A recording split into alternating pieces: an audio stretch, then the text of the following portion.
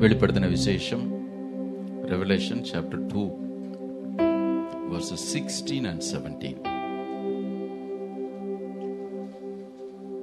வெளிப்படுத்தின விசேஷம் 2வது அதிகாரம் 16, 17 ஆகிய வசனங்களை வாசிப்போம். நீ மனம் திரும்பு, இல்லாவிட்டால் நான் சீக்கிரமாய் உன்னிடத்தில் வந்து என் வாயின் பட்டயத்தால் அவர்களோட யுத்தம் பண்ணுவேன். ஆவியானவர் சபைகளுக்கு சொல்லுகிறதை காதுள்ளவன் கேட்க கடவன். ஜெயம் கொள்ளுகிறவனுக்கு நான் மறைவான மன்னாவை புசிக்க கொடுத்து அவனுக்கு வெண்மையான குறிக்கல்லையும் அந்த கல்லின் மேல் எழுதப்பட்டதும் அதை பெறுகிறவனே அன்று வேறு ஒருவனும் அறியக்கூடாதுமான புதிய நாமத்தையும் கொடுப்பேன் என்று எழுது.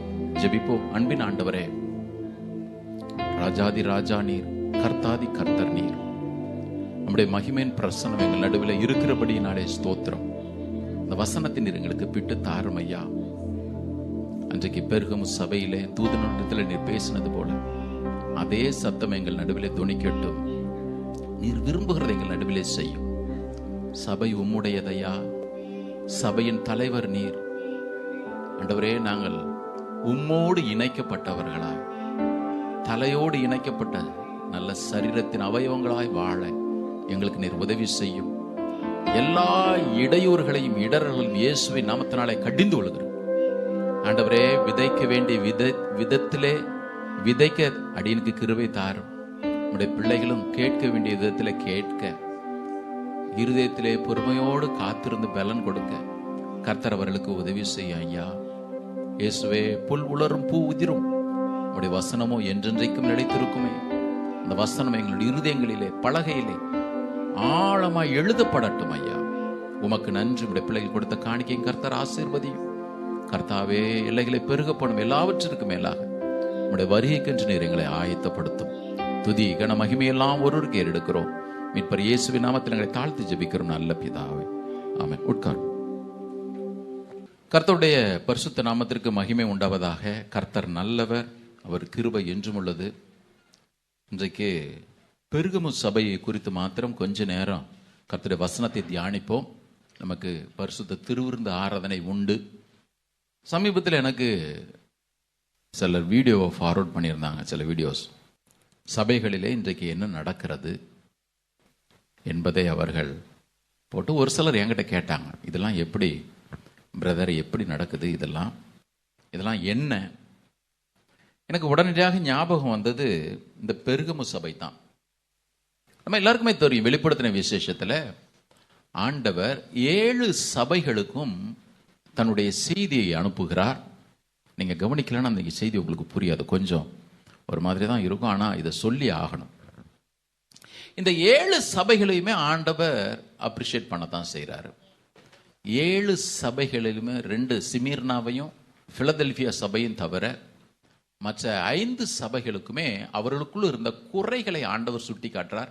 நம்ம ஏற்கனவே மற்ற சபைகளெல்லாம் பார்த்துருக்கிறோம், சில சபைகள்லாம் பலமுறை பார்த்துருக்கிறோம். இந்த சபையின் யுகங்கள் தான் ஆண்டவர் இந்த 7 சபைகளிலுமே அவர் வெளிப்படுத்தி காண்பிக்கிறாரு. நாம் இன்னைக்கு இருக்கிறது லவோதிக்கா யுகத்தில் இருக்கிறோம். ஆனாலும் இந்த 7 சபையினுடைய தன்மைகள் இன்றைக்கும் ஏதோ ஒரு விதத்தில் சபைக்குள்ளும் இருக்கிறது, தனிப்பட்ட விசுவாசிகளுடைய வாழ்க்கையில் இருக்கிறது. அது ரொம்ப முக்கியம். இது வெறுமனே சபைகளுக்கு என்று எழுதும் பொழுது ஜனங்கள் இல்லாம எது சபை? நீங்களும் நானும் தானே சபை. ஏதோ சபைக்கென்று பொத்தம் பொதுவாக அல்ல, தனிப்பட்ட விதத்திலே ஆண்டவர் ஒவ்வொரு தேவ பிள்ளைக்குமே இந்த இந்த எழுத்துக்களை அவர் எழுதுறார். நல்லா கவனிக்கணும். இந்த வெளிப்படுத்தின விசேஷம் 2வது அதிகாரம் 12 to 17 வரையிலான வசனங்கள் பெர்கமு என்கிற சபையில இருந்த அந்த தூதனுக்கு, அந்த சர்ச்சினுடைய மேய்ப்பனுக்குன்னு வச்சுக்கோங்களேன். அந்த மேய்ப்பனுக்கு அந்த சபையை குறித்து அது எப்படி சீர்படுத்தப்பட வேண்டும். மறுபடியும் சொல்றேன், சபை என்று சொல்லும் பொழுது ஒரு கட்டடத்தையோ ஒரு கூட்டத்தையோ அல்ல, அங்கு இருக்கிற ஒவ்வொரு தனிப்பட்ட நபருக்கும். இன்னொரு விதத்தில் சொல்றதா இருந்தா, உங்களுக்கும் எனக்கும் தேவன் தனிப்பட்ட விதத்தில் ஆண்டவர் இயேசு இந்த கடிதத்தை எழுதி நாம் எந்த விதத்திலே சீர்பொருந்த வேண்டும் என்பதை குறித்து அவர் எச்சரிப்பதை பார்க்க முடியும். எல்லா இடங்களிலும் இயேசு வருகிறார், இயேசு வருகிறார் செய்தியை தொனிக்கப்பட வேண்டியது அவசியம். ஆனா இன்னைக்கு தேவ சபைகளும் கூட இயேசு வருகிறார், மனம் திரும்புங்கள் என்று சொல்லக்கூடிய அந்த ஒரு செய்தியை மறந்து விட்ட ஒரு அலங்கோலத்தையும் நம்ம பார்க்க முடியுது. நான் எல்லா சபைகளையும் சொல்லல, ஆனால் பெரும்பாலான சபைகளும் தேவ பிள்ளைகள் என்று தங்களை சொல்லுகிறவர்களும் தேவனுடைய ஊழியர்கள் என்று சொல்லுகிறவர்களும், நான் யாரையும் குறை சொல்ல விரும்பல, ஆனால் நடக்கிற எல்லா காரியங்களையும் பார்க்கும் பொழுது ஏதோ ஒரு விதத்திலே தேவன் எதை தம்முடைய குமாரன் மூலமாக சபைக்கு வெளிப்படுத்த விரும்பினாரோ அல்லது இன்றைக்கும் அவர் வெளிப்படுத்தும்படியாக சித்தம் கொண்டிருக்கிறாரோ அவைகள் எல்லாம் மறக்கப்பட்டு அவைகள் எல்லாம் மழுங்கடிக்கப்பட்ட நிலைமையை பார்க்கும் பொழுது கொஞ்சம் கஷ்டமா தான் இருக்கு. சபையின் போதகனாக நான் சபையை அப்படி விட முடியாது, நம்ம விட முடியாது. ஏன் நான் அடிக்கடி சொல்றது உண்டு, கிறிஸ்தவ ஓட்டத்திலே உங்களை பெரும் பள்ளத்திற்குள்ள தள்ளுறது ஒரு அனுபவம் பிசாசுக்கு இருந்தாலும் கூட இந்த ஒரு டிகிரி திருப்புற வேலை அவனுக்கு எப்பொழுதுமே ரொம்ப சாதாரணமா நடந்துருப்பாரு. ஒரு டிகிரி நீங்க திரும்பிட்டீங்கன்னா போதும். கர்த்தருடைய பிள்ளைங்க கவனிங்க, நான் ஒன்றும் பெரிய காரியத்திலலாம் தவறலைங்க, நீங்க தவற வேண்டிய அவசியம் இல்லை. ஆனால் நாம் அவ்வப்போது சரி செய்யாமல் விட்ட இந்த ஒரு டிகிரி திரும்புறது இருக்கு பாருங்க, உங்களுடைய முடிவை வேறு எங்கேயோ கொண்டு போய் கவுத்துரும். இந்த பெர்கமு சபை, இதனுடைய அர்த்தம் fortress or place of safety, கோட்டை அல்லது பாதுகாப்பின் இடம். மேரேஜ், திருமணம் அப்படின்னு கூட இதற்கு இன்னொரு பேர் உண்டு. நான் மேலோட்டம் உங்களுக்கு சொல்லிடுறேன். இதில் பார்த்தீங்கன்னா வெறும் 6 வசனங்கள் தான், 6 வசனங்கள். ஆனால் இன்றைக்கு நாம் ஆராய வேண்டிய ஆழமான காரியங்களை கர்த்தர் உள்ள வச்சிருக்கிறார். இன்னைக்கு திருவிருந்தில் பங்கு பெற போகிறோம். கர்த்தருடைய பிள்ளைங்க, நீங்கள் திறந்த மனதோடு கூட இந்த வசனங்களுக்கு உங்களை ஒப்பு கொடுங்க. எனக்கு எல்லாம் தெரியும்னு ஒருவேளை நீங்கள் நினைக்க வேண்டாம், அல்லது ஏன் இப்படி இதெல்லாம் சபையில் நீங்கள் சொல்றீங்கன்னு நினைக்க வேண்டாம். ஆண்டவர் என்ன நோக்கத்தோடு அதை சொல்லி இருக்கிறாரோ அதே நோக்கத்தோடு வெளிப்படுத்த நானும் விரும்புகிறேன். இந்த வாசிக்கும் பொழுதெல்லாம் ரொம்ப கஷ்டமாக இருக்கும். ஏன்? நன்றாய் தொடங்கினவர்கள் நன்றாய் முடிக்கவே இல்லை. நான் சமீபத்தில் சில டாக்குமெண்ட்ரி படங்கள்லாம் பார்த்துட்டு இருந்தேன். படங்கள்னா சினிமா நினைக்காதீங்க, சின்ன சின்ன வீடியோஸ். நன்றாய் தொடங்கின ஊழியர்கள் அவர்கள் முடிக்கும் பொழுது ஏதோ ஒரு விதத்தில் முடிச்சிட்டாங்களா. ஆண்டவரே, அவர்களை குறை சொல்லும்படி அல்ல, உள்ள ஒரு பயம் வருது. ஆண்டவரே, நாங்கள் தொடங்கி இருக்கிறோம், நாங்கள் முடிக்கிறத கரெக்டாக முடிக்கணும், எங்களுக்கு உதவி செய்ய ஐயா, நாங்கள் சரியாக எங்களுக்கு முடிக்க உதவி செய்ய. நான் முடிக்கணும். ஆண்டவருடைய வருகையில நல்லது உத்தமுள்ள ஊழியனே, தேவன் என்ன பார்த்து சொல்லணும், உங்களை பார்த்து சொல்லணும், ஒவ்வொருவரையும் பார்த்து சொல்லணும். நல்லது உத்தமம் உண்மையில் ஊழியனே. கர்த்தர் நமக்கு கிருபை தருவாராக. ஆமென். திரும்ப நான் சொல்றது இதுதான். நல்ல கிறிஸ்தவ வாழ்க்கை வாழ்றோம், ஆலயத்திற்கு போறோம், அதை செய்யறோம், இதை செய்யறோம். அவருடைய வருகையில கோட்டை விட்டுட்டோமானா, அல்லது தேவன் நம்மை பார்க்கும் பொழுது உன்னிடத்துல எனக்கு ஒரு குறைவு உண்டு என்று சொல்வாரே, ஆனால் அதை விட பரிதாபமான நிலைமை எதுவுமே இருக்க முடியாது. உலகத்தில் நம்ம 1000 சாதனைகள் சாதிக்கலாம், மற்றவருடைய பார்வையிலே பெயர் பெற்றவர்களாக இருக்கலாம், தேவனுடைய பார்வையில் நாம் குறைபட்டவர்களாக காணப்படுவோமே, ஆனால் அதை விட ஒரு தோல்வி இந்த உலகத்தில் இருக்கவே முடியாது. பொதுவாகவே பாருங்க, இங்கே டாக்டர்ஸுங்கெல்லாம் இருக்கிறீங்க. ஒரு மனுஷனுடைய சரீரம் எப்படின்னு பார்த்தீங்கன்னா, ஒரு வியாதி வருது, ஒரு மருந்து போடுறோம், அடுத்த முறை அந்த வியாதி வேற ஒரு விதத்தில் வரும்பொழுது இன்னும் அதை விட கொஞ்சம் பெஸ்ட் டோஸு கொடுத்தா தான் வியாதி சரியாகும், எதிர்ப்பு சக்தியும் கொஞ்சம் அதிகமாகணும். நம்ம வாழ்க்கையில் அதே மாதிரி தான். பாவம் அல்லது சாத்தான் அல்லது சோதனை ஒரு முறை வந்துட்டு போகவே போகாது, திரும்ப வந்துக்கிட்டே இருக்கும். அதை எதிர்ப்பதற்கு நமக்குள் மேலான தேவ பலன் அவசியம். ஆமென். அப்போஸ்தலனாகிய பவுல் சொல்லும் பொழுது ஒரு காரியத்தை சொல்றார், கவனிங்க. இந்த பெர்கமு சபைக்கு என்ன குறை இருந்துச்சுன்றதை நம்ம இன்னைக்கு பார்த்துறோம், நம்ம வாழ்க்கையும் கொஞ்சம் ஆராய்ந்துரும்.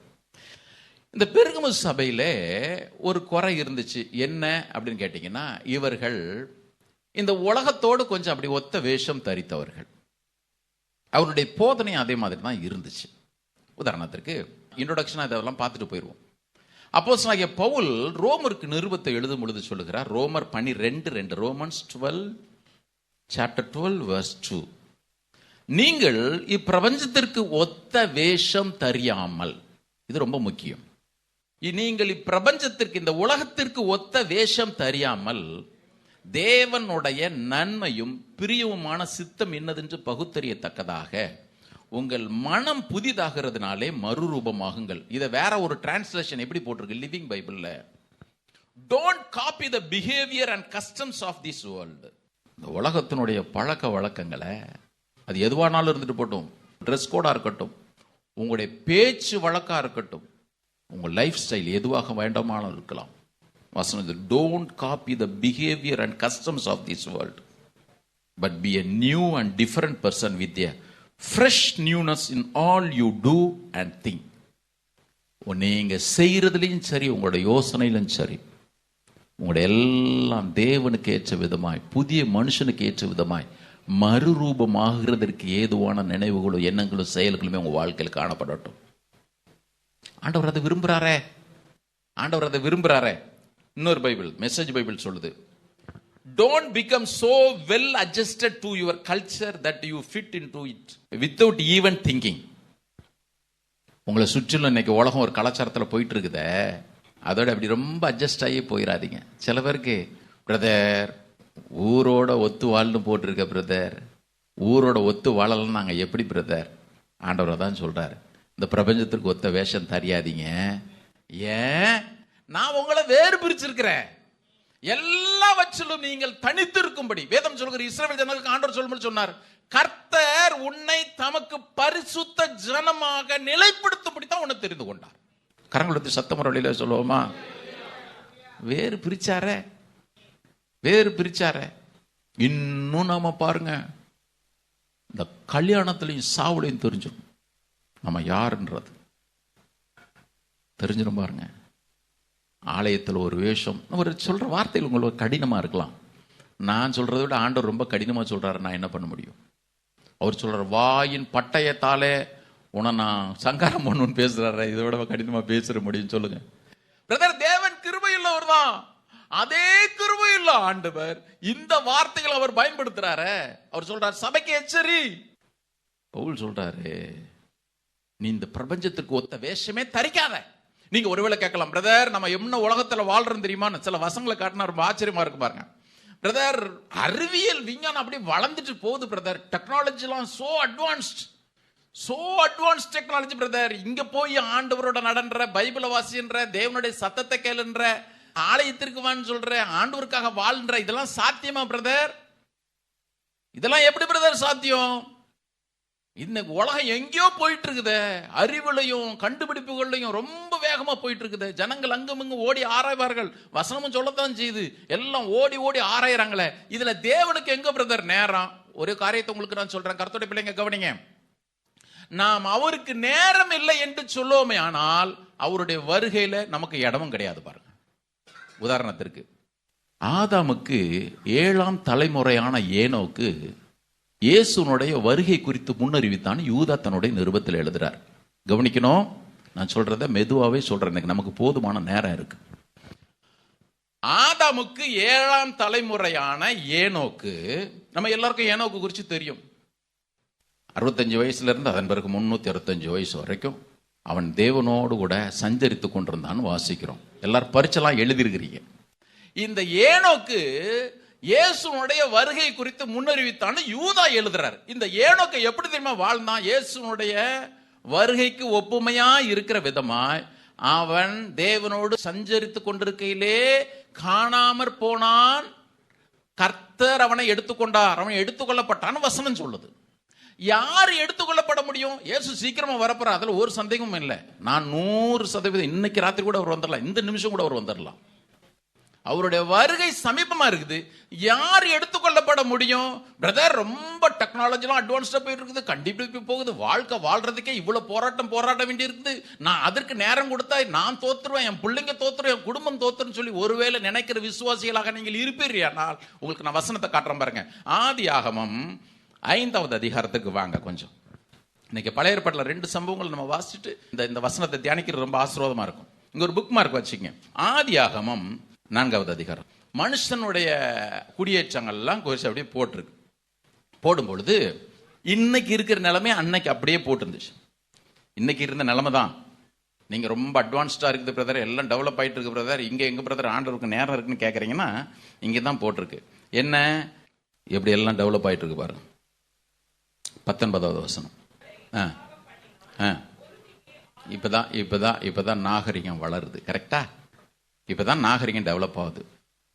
அல்லது அன்னைக்கு இருந்த யுகத்துல பாத்தீங்கன்னா அந்த காலகட்டத்தில் நாம இருக்கிறது போலவே ரொம்ப அட்வான்ஸ்டான ஒரு சொசைட்டி அது.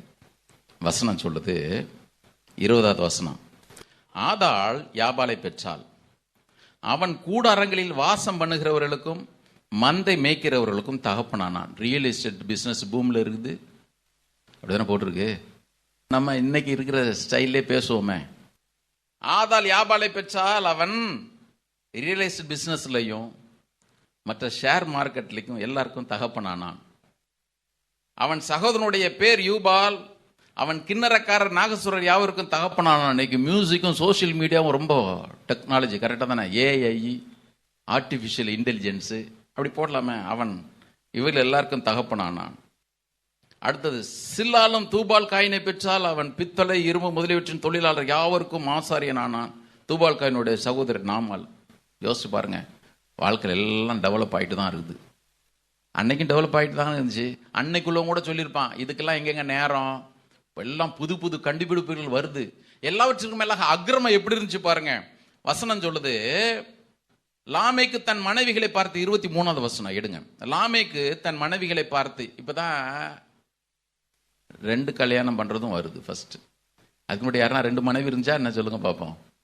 வேதம் சொல்லுகிற, லாமேக்கு தன் மனைவிகளை பார்த்து, 19வது வருஷம் லாமேக்கு 2 ஸ்திரீகளை விவாகம் பண்ணினான். இப்ப பார்த்து, ஆதாளே சில்லாலே நான் சொல்லுவதை கேளுங்கள், லாமேக்கின் மனைவிகளை என் சத்தத்துக்கு செவி கொடுங்கள். இந்த வசனம் நிறைய பேருக்கு புரியுறது இல்லை. நான் ஒரு டிரான்ஸ்லேஷன் வாசிக்கிறேன் பாருங்க. எனக்கு காயம் உண்டாக ஒரு மனுஷனை கொன்றேன், எனக்கு தழும் உண்டாக ஒரு வாலிபனை கொலை செய்தேன். காயினுக்காக 7 பலி சுமருமானால் லாமேக்குக்காக 77 பலி சுமரும். இத ரிவைஸ்டு ஸ்டாண்டர்ட் வெர்ஷன் எப்படி தெரியுமா போட்டிருக்கு, I have slain a man for wounding me, a young man striking me. என்ன ஒருத்தன் காயப்படுத்தினதுக்காக அவனை கொன்னுட்டேன், என்னை அடிச்சதுக்காக அந்த வாலிபனை நான் கொலை பண்ணிட்டேன். கவனிங்க, அவன் சொல்லிட்டு சொல்றான், if Cain is avenged 7-fold, Cain 7 மடங்கு பழி வாங்குவான்னா இந்த லாமேக்கு 77 மடங்கு பழி வாங்குவான். இப்போ உங்களுக்கு வசனம் புரியுதா? வசனம் புரியுதா? லாமேக்கு சொல்றான், என் மேல கையை வச்சு என்ன காயப்படுத்தினக்காக ஒருத்தனை கொன்னுட்டேன். என் மனைவி மாற கவனிங்க, என் மேல கையை வச்சு என்ன காயப்படுத்தினக்காக ஒரு வாலிபனை கொன்னுட்டேன் சொல்லிட்டு சொல்றான், காயின் 7 பழி வாங்குவான்னா இந்த லாமேக்கு 77 பழி வாங்குவான். இன்னைக்கு உலகம் அப்படித்தானே இருக்குது. இன்னைக்கு உலகம் இருக்குதா இல்லையா? ஒரு பக்கம் கண்டுபிடிப்பு, ஒரு பக்கம் மாம்சீக காரியங்கள்லாம் தலை தூக்கி நிக்கிற அனுபவம். இந்த உலகத்துல எப்படி பிரதர் ஆண்டவருக்கு பிரியமா வாழ முடியும்? இந்த உலகத்துல எப்படி பிரதர் ஒரு கணத்துல அடிச்சா திரும்ப மறு கணத்தை காட்டுறது? இந்த உலகத்துல எப்படி பிரதர் பரிசுத்தமா வாழ்றது? இந்த உலகத்துல எப்படி பிரதர் தேவனுக்கு பிரியமா வாழ்றது? இந்த உலகத்துல தான் 5:24 இப்ப வாசிங்க. நம்ம சொன்னமே, இந்த வெல் டெவலப்டு வேர்ல்டு, ஏனோக்கு தேவனோடு சஞ்சரித்து கொண்டிருக்கையில், கரங்களுடைய சத்தமுறையிலே சொல்லுவோமா? சத்தமுறையிலே சொல்லுவோமா? வசனம் சொல்லி 22வது வசனம், ஏனோக்கு மெத்துசலாவை பெற்ற பின் 300 வருஷம் தேவனோடு சஞ்சரித்து கொண்டிருந்தான். கரங்களுடைய சத்தமுறையிலே சொல்லுங்க பாவா. இப்ப இந்த உலகத்துல ஆண்டவரோட நெருங்கி சஞ்சரிக்க முடியுமா முடியாதா? Brother busy, brother busy brother. ஒரு நாளைக்கு கர்த்தர் கிருபை கொஞ்சம் அப்படி விளக்கிட்டாருன்னு வச்சிங்களேன், 4 நாளைக்கு வீட்டில் உட்காந்துட்டே இருக்க வேண்டியதான். ஆண்டவர் கொடுக்க நேரமே இல்லை பிரதர், ஆண்டவரோட சஞ்சரிக்க நேரமே இல்லை பிரதர். ஆனா இவ்வளவு பிஸிலையும் தேவனோடு எவன் சஞ்சரித்தானோ அவனை குறித்து தான் வேதம் சொல்லுகிறது, தேவன் அவனை எடுத்துக்கொண்டார், அவன் காணப்படாமற் போனான். கர்த்தருடைய வருகை சமீபம். இயேசுக்கு நேரம் இல்லைன்னு ஒரு நாளும் சொல்லவே சொல்லாதீங்க. மறுபடியும் சொல்றேன், நிறைய பேர் நல்லா ஜெபிச்சவங்க இங்க உண்டு. இன்னைக்கு அந்த ஜெபத்தை நீங்க மறந்துட்டீங்க. தேவனோடு நேரம் செலவிட்ட அற்புதமான அனுபவங்கள் உண்டு. இன்றைக்கு அவைகளெல்லாம் தனிந்து போன நிலைமையில காணப்படுகிற விசுவாசிகள் உண்டு. என்ன சொன்னாலும் அதெல்லாம் நேரம் இல்லைங்க. அதிகாலையில் எத்தனை பேர் ஜெபிக்கிறீங்க சொல்லுங்க பாபு? நான் காலையில எழுந்து ஜெபிக்கிறேன் பிரதர். அதிகாலையில் எழுந்து ஜெபிக்கிற பழக்கம் எனக்கு இருக்கு. எத்தனை பேர் சொல்ல முடியும் பார்ப்போம்? பெந்தேகோஸ்தே விசுவாசிகள் என்று சொல்லுகிறவர்கள், ரட்சிக்கப்பட்டேன் என்று சொல்லக்கூடிய கூட்டத்தில் இருக்கிறவர்கள். இன்னைக்கு ஏன் நீங்களும் நான் நல்ல ஆசீர்வாதமா இருக்கிறோம் தெரியுமா? நம்முடைய முன்னோர்கள் அன்றைக்கு அதிகாலையிலே தேவனை தேடுகிறவர்களா இருந்தார்கள். மறந்துடாதீங்க. இன்னைக்கு நீங்களும் நானும் நல்ல நிலைமையில இருக்கிறோம். ஒருவேளை கீழான நிலைமையிலிருந்து மேல வந்திருக்கிறோம். காரணம் என்ன தெரியுமா? அன்றைக்கு நம்முடைய முன்னோர்கள், உங்களுடைய அப்பாவா இருக்கலாம், அம்மாவா இருக்கலாம், தாத்தாவா இருக்கலாம், பாட்டியா இருக்கலாம், கர்த்தருடைய பிள்ளைங்க கவனிக்கணும், அவர்கள் அதிகாலையிலே தேவனை தேடினார்கள். ஆண்டவரே என் சந்ததி மேல இரக்கமாயிரும் என்று சொல்லி கதர்னாங்க. கதர்னபடினால இன்னைக்கு நாம இருக்கிறோங்க.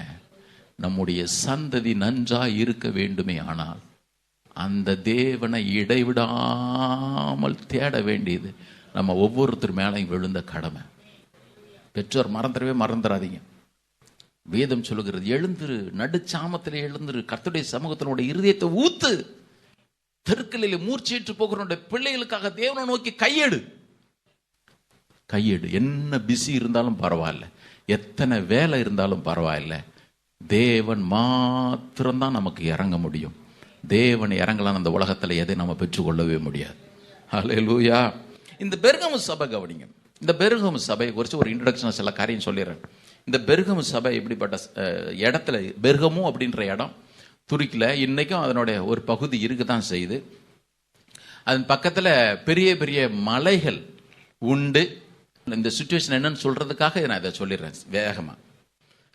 அது பக்கத்தில் இருந்த ஒரு 1000 அடி உயர மலையில ஏராளமான கோயில்கள், அன்னைக்கு கிரேக்க கடவுள்கள் ஏராளம், ஜிஎஸ் மற்ற தியோசினபிரஸா அந்த மாதிரிலாம் நிறைய கடவுள்களுக்கு அந்த மலையில கோயில் இருந்துச்சு. கோயில்களுக்கு பஞ்சமே கிடையாது, எக்கச்சக்கம் கோயில்.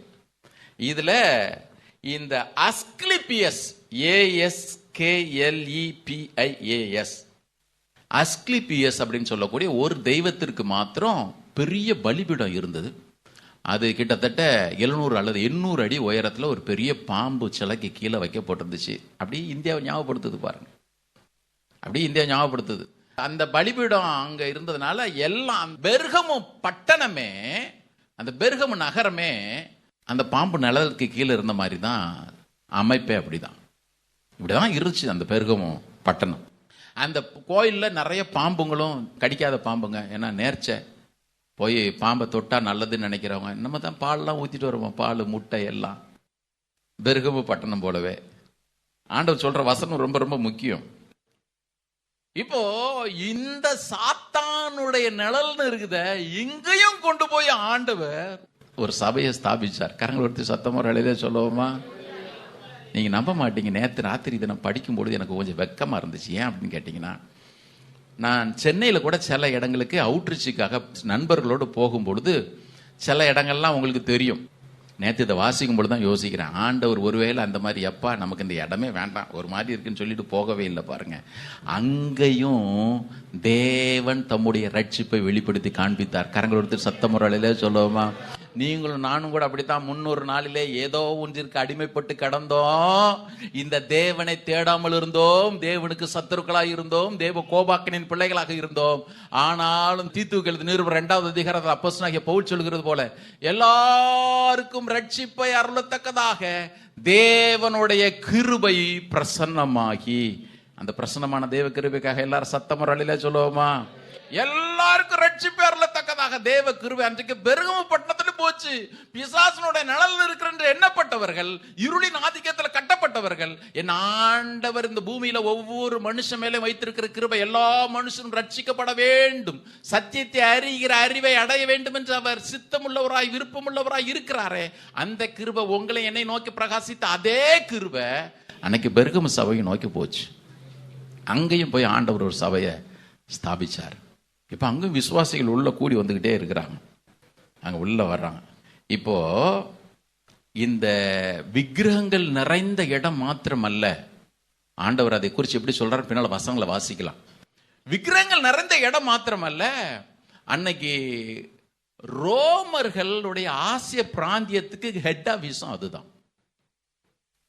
ஆண்டவர் அதனாலதான் வார்த்தைகளை யூஸ் பண்றதை கவனிங்க, இருபுறமும் கருக்குள்ள பட்டயம். ஏன்னா ரோமர்கள் வீரத்தில் தேர்னவங்கல்ல, அவங்களுக்கு பட்டயம் தான் பெருசு. சீசருக்கு வாள் தான் அடையாளம், ராயனுக்கு வாள் அடையாளம். ஆண்டவர் சொல்றார், வாயில பட்டயம் இருக்குது எனக்கு, இருவரும் கருக்குள்ள பட்டயம் தம்மை வெளிப்படுத்தி காண்பிக்கிறார். இருவரும் கருக்குள்ள பட்டயம். அவர்கள் எல்லாம் சொன்னாங்க, ராயனே ஆண்டவர், சீசர் இஸ் அவர் லார்ட். இவங்கெல்லாம் சொன்னாங்க, ஜீசஸ் இஸ் அவர் லார்ட். நான் ஏற்கனவே உங்களுக்கு சொன்னேன், எத்தனை பேருக்கு ஞாபகம் இருக்குன்னு சொல்லி தெரியல. இன்னைக்கு நம்ம ஈஸியா சபையில வந்து இயேசுவே ஆண்டவர் சொல்றோமே, அதற்கு ஒண்ணு நம்ம விளக்கறையும் கொடுக்கறதே இல்ல. நம்ம ஈஸியா பாடிட்டு போறோம். திருளுன்னு சொல்லலாம், இயேசுவே ஆண்டவர். 2000 வருஷத்துக்கு முன்னாடி யாரும் அப்படி சொல்லவே முடியாது. ஏன்? எல்லாரும் ரோம ஆதிக்கத்தின் கீழாக இருந்தவர்கள். அவர்கள் எல்லாம் சீசர் இஸ் லார்ட், ராயனே ஆண்டவன், ராயனே ஆண்டவர்னு சொல்லும் பொழுது ஒரு கூட்டம், ரத்தத்தினால் கழுவப்பட்ட ஒரு கூட்டம் எழும்பிச்சு. அவர்கள் சொன்னாங்க இயேசுவே ஆண்டவர். ஆமென். இயேசுவே ஆண்டவர் என்று சொன்னபடியினாலே அவர்கள் அதற்கு விளக்கறையம் கொடுக்க வேண்டி இருந்தது. கவனிக்கணும், இந்த பெருகமு சபையில தனக்கு உண்மையுள்ள சாட்சியான அந்திப்பா என்பவன் சொல்றாரு. இந்த அந்திப்பா எப்படி கொல்லப்பட்டான்னு சொல்லிட்டு வரலாற்று ஆசிரியர்கள் சொல்றாங்க. 13வது வசனத்துல, 2வது அதிகாரம் 13வது வசனத்துல, எனக்கு உண்மையுள்ள சாட்சியான அந்திப்பா என்பவன் கொல்லப்பட்டது. இந்த அந்திப்பா எப்படி கொல்லப்பட்டான்றத கேட்டீங்கன்னா இன்னும் அதிர்ச்சியா இருக்கும். அன்னைக்கு பிரேசன் புல் பனிஷ்மெண்ட், வெண்கல எருது மூலமாக கொடுக்கப்படுகிற தண்டனை ஒன்று இருந்துச்சு. இந்த அந்திப்பா எப்படின்னா ஒன்றும் இல்லைங்க, இப்போதான் கிரில் சிக்கன் ரொம்ப ஃபேமஸ் ஆயிடுச்சு. பார்பிக்யூ சிக்கன் ஒரு ஸ்டீல் ட்ரம் மாதிரி வச்சு உள்ள மட்டனோ பீஃபோ சிக்கனோ வச்சு நல்ல நெருப்பில் அவன் மாதிரி சூடு பண்ணுற மாதிரி வெண்கலத்தினாலான ஒரு நல்ல பெரிய மாடு மாதிரி செஞ்சு வச்சிருப்பாங்க. இது அன்றைக்கு நிறைவேற்றப்பட்ட தண்டனை. வெண்கலத்தினால மாடு வெளியே பார்க்கறதுக்கு பளபளன்னு இருக்கும். அந்த உள்ள இருக்கிற அந்த டோரை திறந்து, வயிற்று பகுதியை திறந்து உள்ள அந்த மனுஷனை கொண்டு வச்சிருவாங்க. யாருக்கு தண்டனை கொடுக்கணுமோ மூடிட்டு, கையை கட்டி காலை கட்டி உள்ள போட்டு மூடிட்டு சுத்திலும் நல்லா நெருப்பு ஏத்துறது. நல்லா கவனிங்க, இயேசுவே ஆண்டவர் என்று முழங்கின அந்த அந்திப்பாவுக்கு அப்படிப்பட்ட தண்டனை தான் கொடுக்கப்பட்டுச்சு. நான் நேற்று ராத்திரி உட்காந்து யோசிச்சு படிக்கும் பொழுது அந்த மாதிரி ஒருத்தனை போட்டுட்டு 2வது பஸ்டீன் இயேசுவே ஆண்டவர்னு சொல்றியா? சரி, என்ன விட்டுருங்க, நீங்க எத்தனை பேர் இயேசுவே ஆண்டவர்னு சொல்லுவீங்களோ எனக்கு தெரியாது. வசனம் சொல்லுது இந்த அந்திப்பா உண்மையுள்ளவன். ஏன் அந்திப்பா உண்மையுள்ளவன்? ஏன் அந்திப்பா உண்மையுள்ளவன்? எல்லா சூழ்நிலையிலும் இயேசுவே ஆண்டவர் என்று சொல்லி அவன் ஒரு பொழுது மறுதலிக்க அவனா இருந்தான். இந்த சபை பாருங்க, இந்த துன்பத்தின் பாதையில, உபத்திரவத்தின் பாதையில போகும் பொழுதும் ஆண்டவர் சொல்றாரு, நீ அந்திப்பா கொல்லப்பட்ட பொழுதும் கூட என்னுடைய நாமத்தை மறுதலியாமல் நீ உறுதியா என்னை பற்றி கொண்டிருந்ததை நான் அறிஞ்சிருக்கத்தான் செய்யறேன், நான் அறிந்து கொண்டிருக்கத்தான் செய்யறேன். ஆனாலும் குறை உண்டு அப்படின்னு சொல்லிட்டு ஆண்டவர் அங்க அந்த குறைகளை எடுத்து காண்பிக்கிறார். அதைத்தான் இப்ப நம்ம பார்க்க போறோம். முதலாவது குறிப்பு எழுதிக்கங்க, இடுக்கமான பாதையிலே நடக்க கற்றுக்கொள்ளுங்கள். ஆண்டவர் உங்களை கொண்டு போற பாதை கொஞ்சம் இடுக்கமான பாதையா இருந்தாலும் கூட அதுல நடக்க கற்றுக்கொள்ளணும். ஏன்? இயேசு அப்படித்தான் சொன்னார், இடுக்கமான வாசல் வழியாய் பிரவேசியுங்கள். அவர் ஒரு நாளும் இல்லப்பா நல்ல பிராட் வேலவா, அந்த பிராட்வே சொல்லல, பிராடான வேலவான்னு சொல்லல, இடுக்கமான வாசல் வழியா தான் நீ வரணும். நீ இடுக்கமான வாசல் வழியா பிரவேசித்தாதான் பரலோகத்துக்கே போக முடியும். இதை நான் சொன்ன அன்னைக்கு என்னங்க இதெல்லாம் பொருந்துமான்னு கேட்பீங்க. என்ன பண்றாரு, அவரே இப்படிதான் சொல்லிட்டு போயிருக்கிறார். வாங்க கொஞ்ச நேரம் மெதுவா அந்த வசனங்களை தியானிப்போம். இப்ப பெருகமு சபைக்கு வாங்க. ஆண்டவர் சொல்றாரு, உன் கிரியைகளையும் சாத்தானுடைய சிங்காசனம் இருக்கிற இடத்தில் நீ குடியிருக்கிறதையும். இந்த சாத்தான் இருக்கிறான் பாருங்க, அவன் சர்வ வியாபி கிடையாது, அவன் ஆம்னி பிரசன்ட் கிடையாது. நம்ம ஆண்டவர் தான் சர்வ வியாபி. ஆண்டவர் சொன்னாரு 66:1, வானம் என்னுடைய சிங்காசனம். அவருடைய சிங்காசனம், நம்ம ஆண்டவருடைய சிங்காசனம் எங்க இருக்குது? வானம் என்னுடைய சிங்காசனம். ஆனா இங்க சாத்தானுடைய சிங்காசனம் ஏரியாவா தான் இருப்பான் பாருங்க. அவன் ஒரு ஹெட் குவார்டர்ஸ் வச்சுப்பான். அங்க போனீங்கன்னா அங்க அஸ்கிலிபியஸ், தமிழ்நாட்டுக்கு வந்தானா வேற ஒரு ரூபத்தில் இருப்பான், கேரளாக்கு போனா வேற ஒரு ரூபத்தில் இருப்பான், ஆந்திராக்கு போனா வேற ஒரு ரூபத்தில் இருப்பான். நம்முடைய தேவனுடைய சிங்காசனம் வானம். கரங்களை வருத்தி சத்தம் ஒரு அழையில சொல்லுவோமா?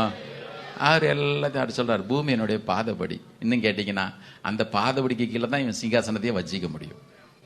வசனம் சொல்லுது, சாத்தானுடைய சிங்காசனத்தில் நீ குடியிருக்கிறது எனக்கு தெரியும். இதில் ரொம்ப முக்கியமா கவனிக்க வேண்டிய ஒரு வார்த்தை உண்டு. கவனிங்க, இதுல dwellest, dwellingன்னு போட்டிருக்கு. dwelling கேஜேவில என்கேஜிவில dwellingன்னு போட்டிருக்கு. இந்த dwellingன்ற வார்த்தைக்கு அர்த்தம் கவனிங்க, வாசம் பண்ணுதல்னு அர்த்தம். சாத்தானுடைய இடத்துல நீ இது ரொம்ப தற்காலிகமான ஒண்ணு. முக்கியமான குறிப்பை கவனிக்கணும். இது தற்காலிகமான ஒண்ணு. என்ன தற்காலிகமான ஒண்ணு?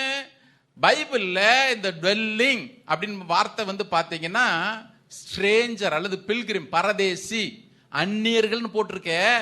அவர்கள் தங்குகிற இடத்துக்கு பேர் தான் டுவெல்லிங். டுவெல்லிங். அவங்க கொஞ்ச நாள் அப்படி இருப்பாங்க, போயிடுவாங்க. ஆனால் சில டிரான்ஸ்லேஷனில் டுவெல்லிங்னு போட்டிருந்தா கூட நிறைய டிரான்ஸ்லேஷனில் லிவிங்னு போட்டிருக்கு. நீ அங்கே தாண்டா வாழ்ந்துட்டு இருக்கிறேன்னு சொல்கிறார் ஆண்டவர். ஆனால் இனி அங்கே தான் வாழ்ந்துட்டு இருக்கிறது தான் ஒரிஜினல் மொழிபெயர்ப்பிலும் போட்டிருக்கு. கவனிக்கணும், உங்களுக்கு புரியும்படி நான் சொல்கிறேன். ஆண்டவர் இந்த பெருகமு சபை பார்த்து சொல்றாரு, நீ ஏதோ தற்செயலா அந்த பிசாசனுடைய சிங்காசனம் குடியிருக்கிற இடத்துல இருக்கல, உன் லைஃபே அங்கதான் இருக்கணும்னு எழுதி. யூ ஆர் லிவிங் தேர். எங்க? பிசாசு அவன் சிங்காசனத்துல. சில பேர் கர்த்தருடைய பிள்ளைங்க கவனிங்க, நீங்க இன்னைக்கு ஆபீஸ்ல போற பிரச்சனை அப்படி இருக்கலாம். பிரதர், நான் இருக்கிறதே நெருக்கமா தான் பிரதர் இருக்கு, சகிச்சுக்கிட்டு இருக்கிறேன் பிரதர். ஒருவேளை உங்களுடைய பிசினஸ் சில நேரத்துல பிசாசு கூடி இருக்கிற இடத்துல போய் நான் இருக்க வேண்டி இருக்குது. சில நேரத்துல என் லைஃபே இப்படி இருக்குது. கர்த்தர் சொல்றாரு, இரு இரு.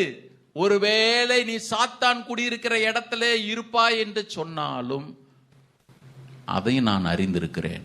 கரங்களுக்கு சத்தம் சொல்லுவோமா? அப்படிதான் அந்த வசனத்தை முடிக்கிறார் பாருங்க. அப்படிதான் முடிக்கிறார். என்ன? உன் கிரியைகளையும் வாசிங்க. சாத்தானுடைய சிங்காசனம் இருக்கிற இடத்திலே நீ குடியிருக்கிறதையும், நீ என் நாமத்தை பற்றி கொண்டிருக்கிறதையும், சாத்தான் குடிகொண்டிருக்கிற இடத்திலே உங்களுக்குள்ளே எனக்கு உண்மையுள்ள சாட்சியான அந்திப்பாய் என்பவன் கொல்லப்பட்ட நாட்களிலும் நீ என்னை பற்றி விசுவாசத்தை நீ மறுதலியாமல் இருந்ததையும் எனக்கு தெரியும். எனக்கு தெரியும். எனக்கு தெரியும். நீங்களும் நானும் போகிற ஒவ்வொரு பாதையும் தேவன் அறிந்திருக்கிறார். எல்லா பாதையும் அவருக்கு தெரியும். சில நேரத்தில் ஆண்டவர்கிட்ட நாமளே சொல்லுவோம், உங்களுக்கு தெரியுமா ஆண்டவரே? எத்தனை பேர் ஜெபத்தில் போய் சொல்லுங்க, ஆண்டவர் உங்களுக்கு தெரியுமா? நீங்களும் நானும் போகிற பாதை நீங்கள் நானும் அறிந்திருக்கிறோமோ இல்லையோ, ஒவ்வொன்றையும் அவர் நன்றாக அறிந்த தேவனா இருக்கிறார். ஹல்லேலூயா, ஹல்லேலூயா. இன்னொரு இடத்துல சொல்ற ஆண்டவர் சொல்றாரு, நீ சாத்தான் குடியிருக்கிற இடத்துல தானே இருக்கிற, இரு. சில பேர் எஸ்கேப் ஆகவே நினைக்கிறது. இரு இரு, உனக்கு என்ன செய்ய வேண்டும் என்பதை நான் அறிந்திருக்கிறேன். ஆனால் ஒன்றை மாத்திரம் தெரிந்து கொள், அந்திப்பா போல நீ மறிக்க வேண்டிய சூழ்நிலையே வந்தாலும் எனக்கு நீ சாட்சியாய் மட்டும் வாழும்படியா நீ அந்த விருப்பத்தோட இரு.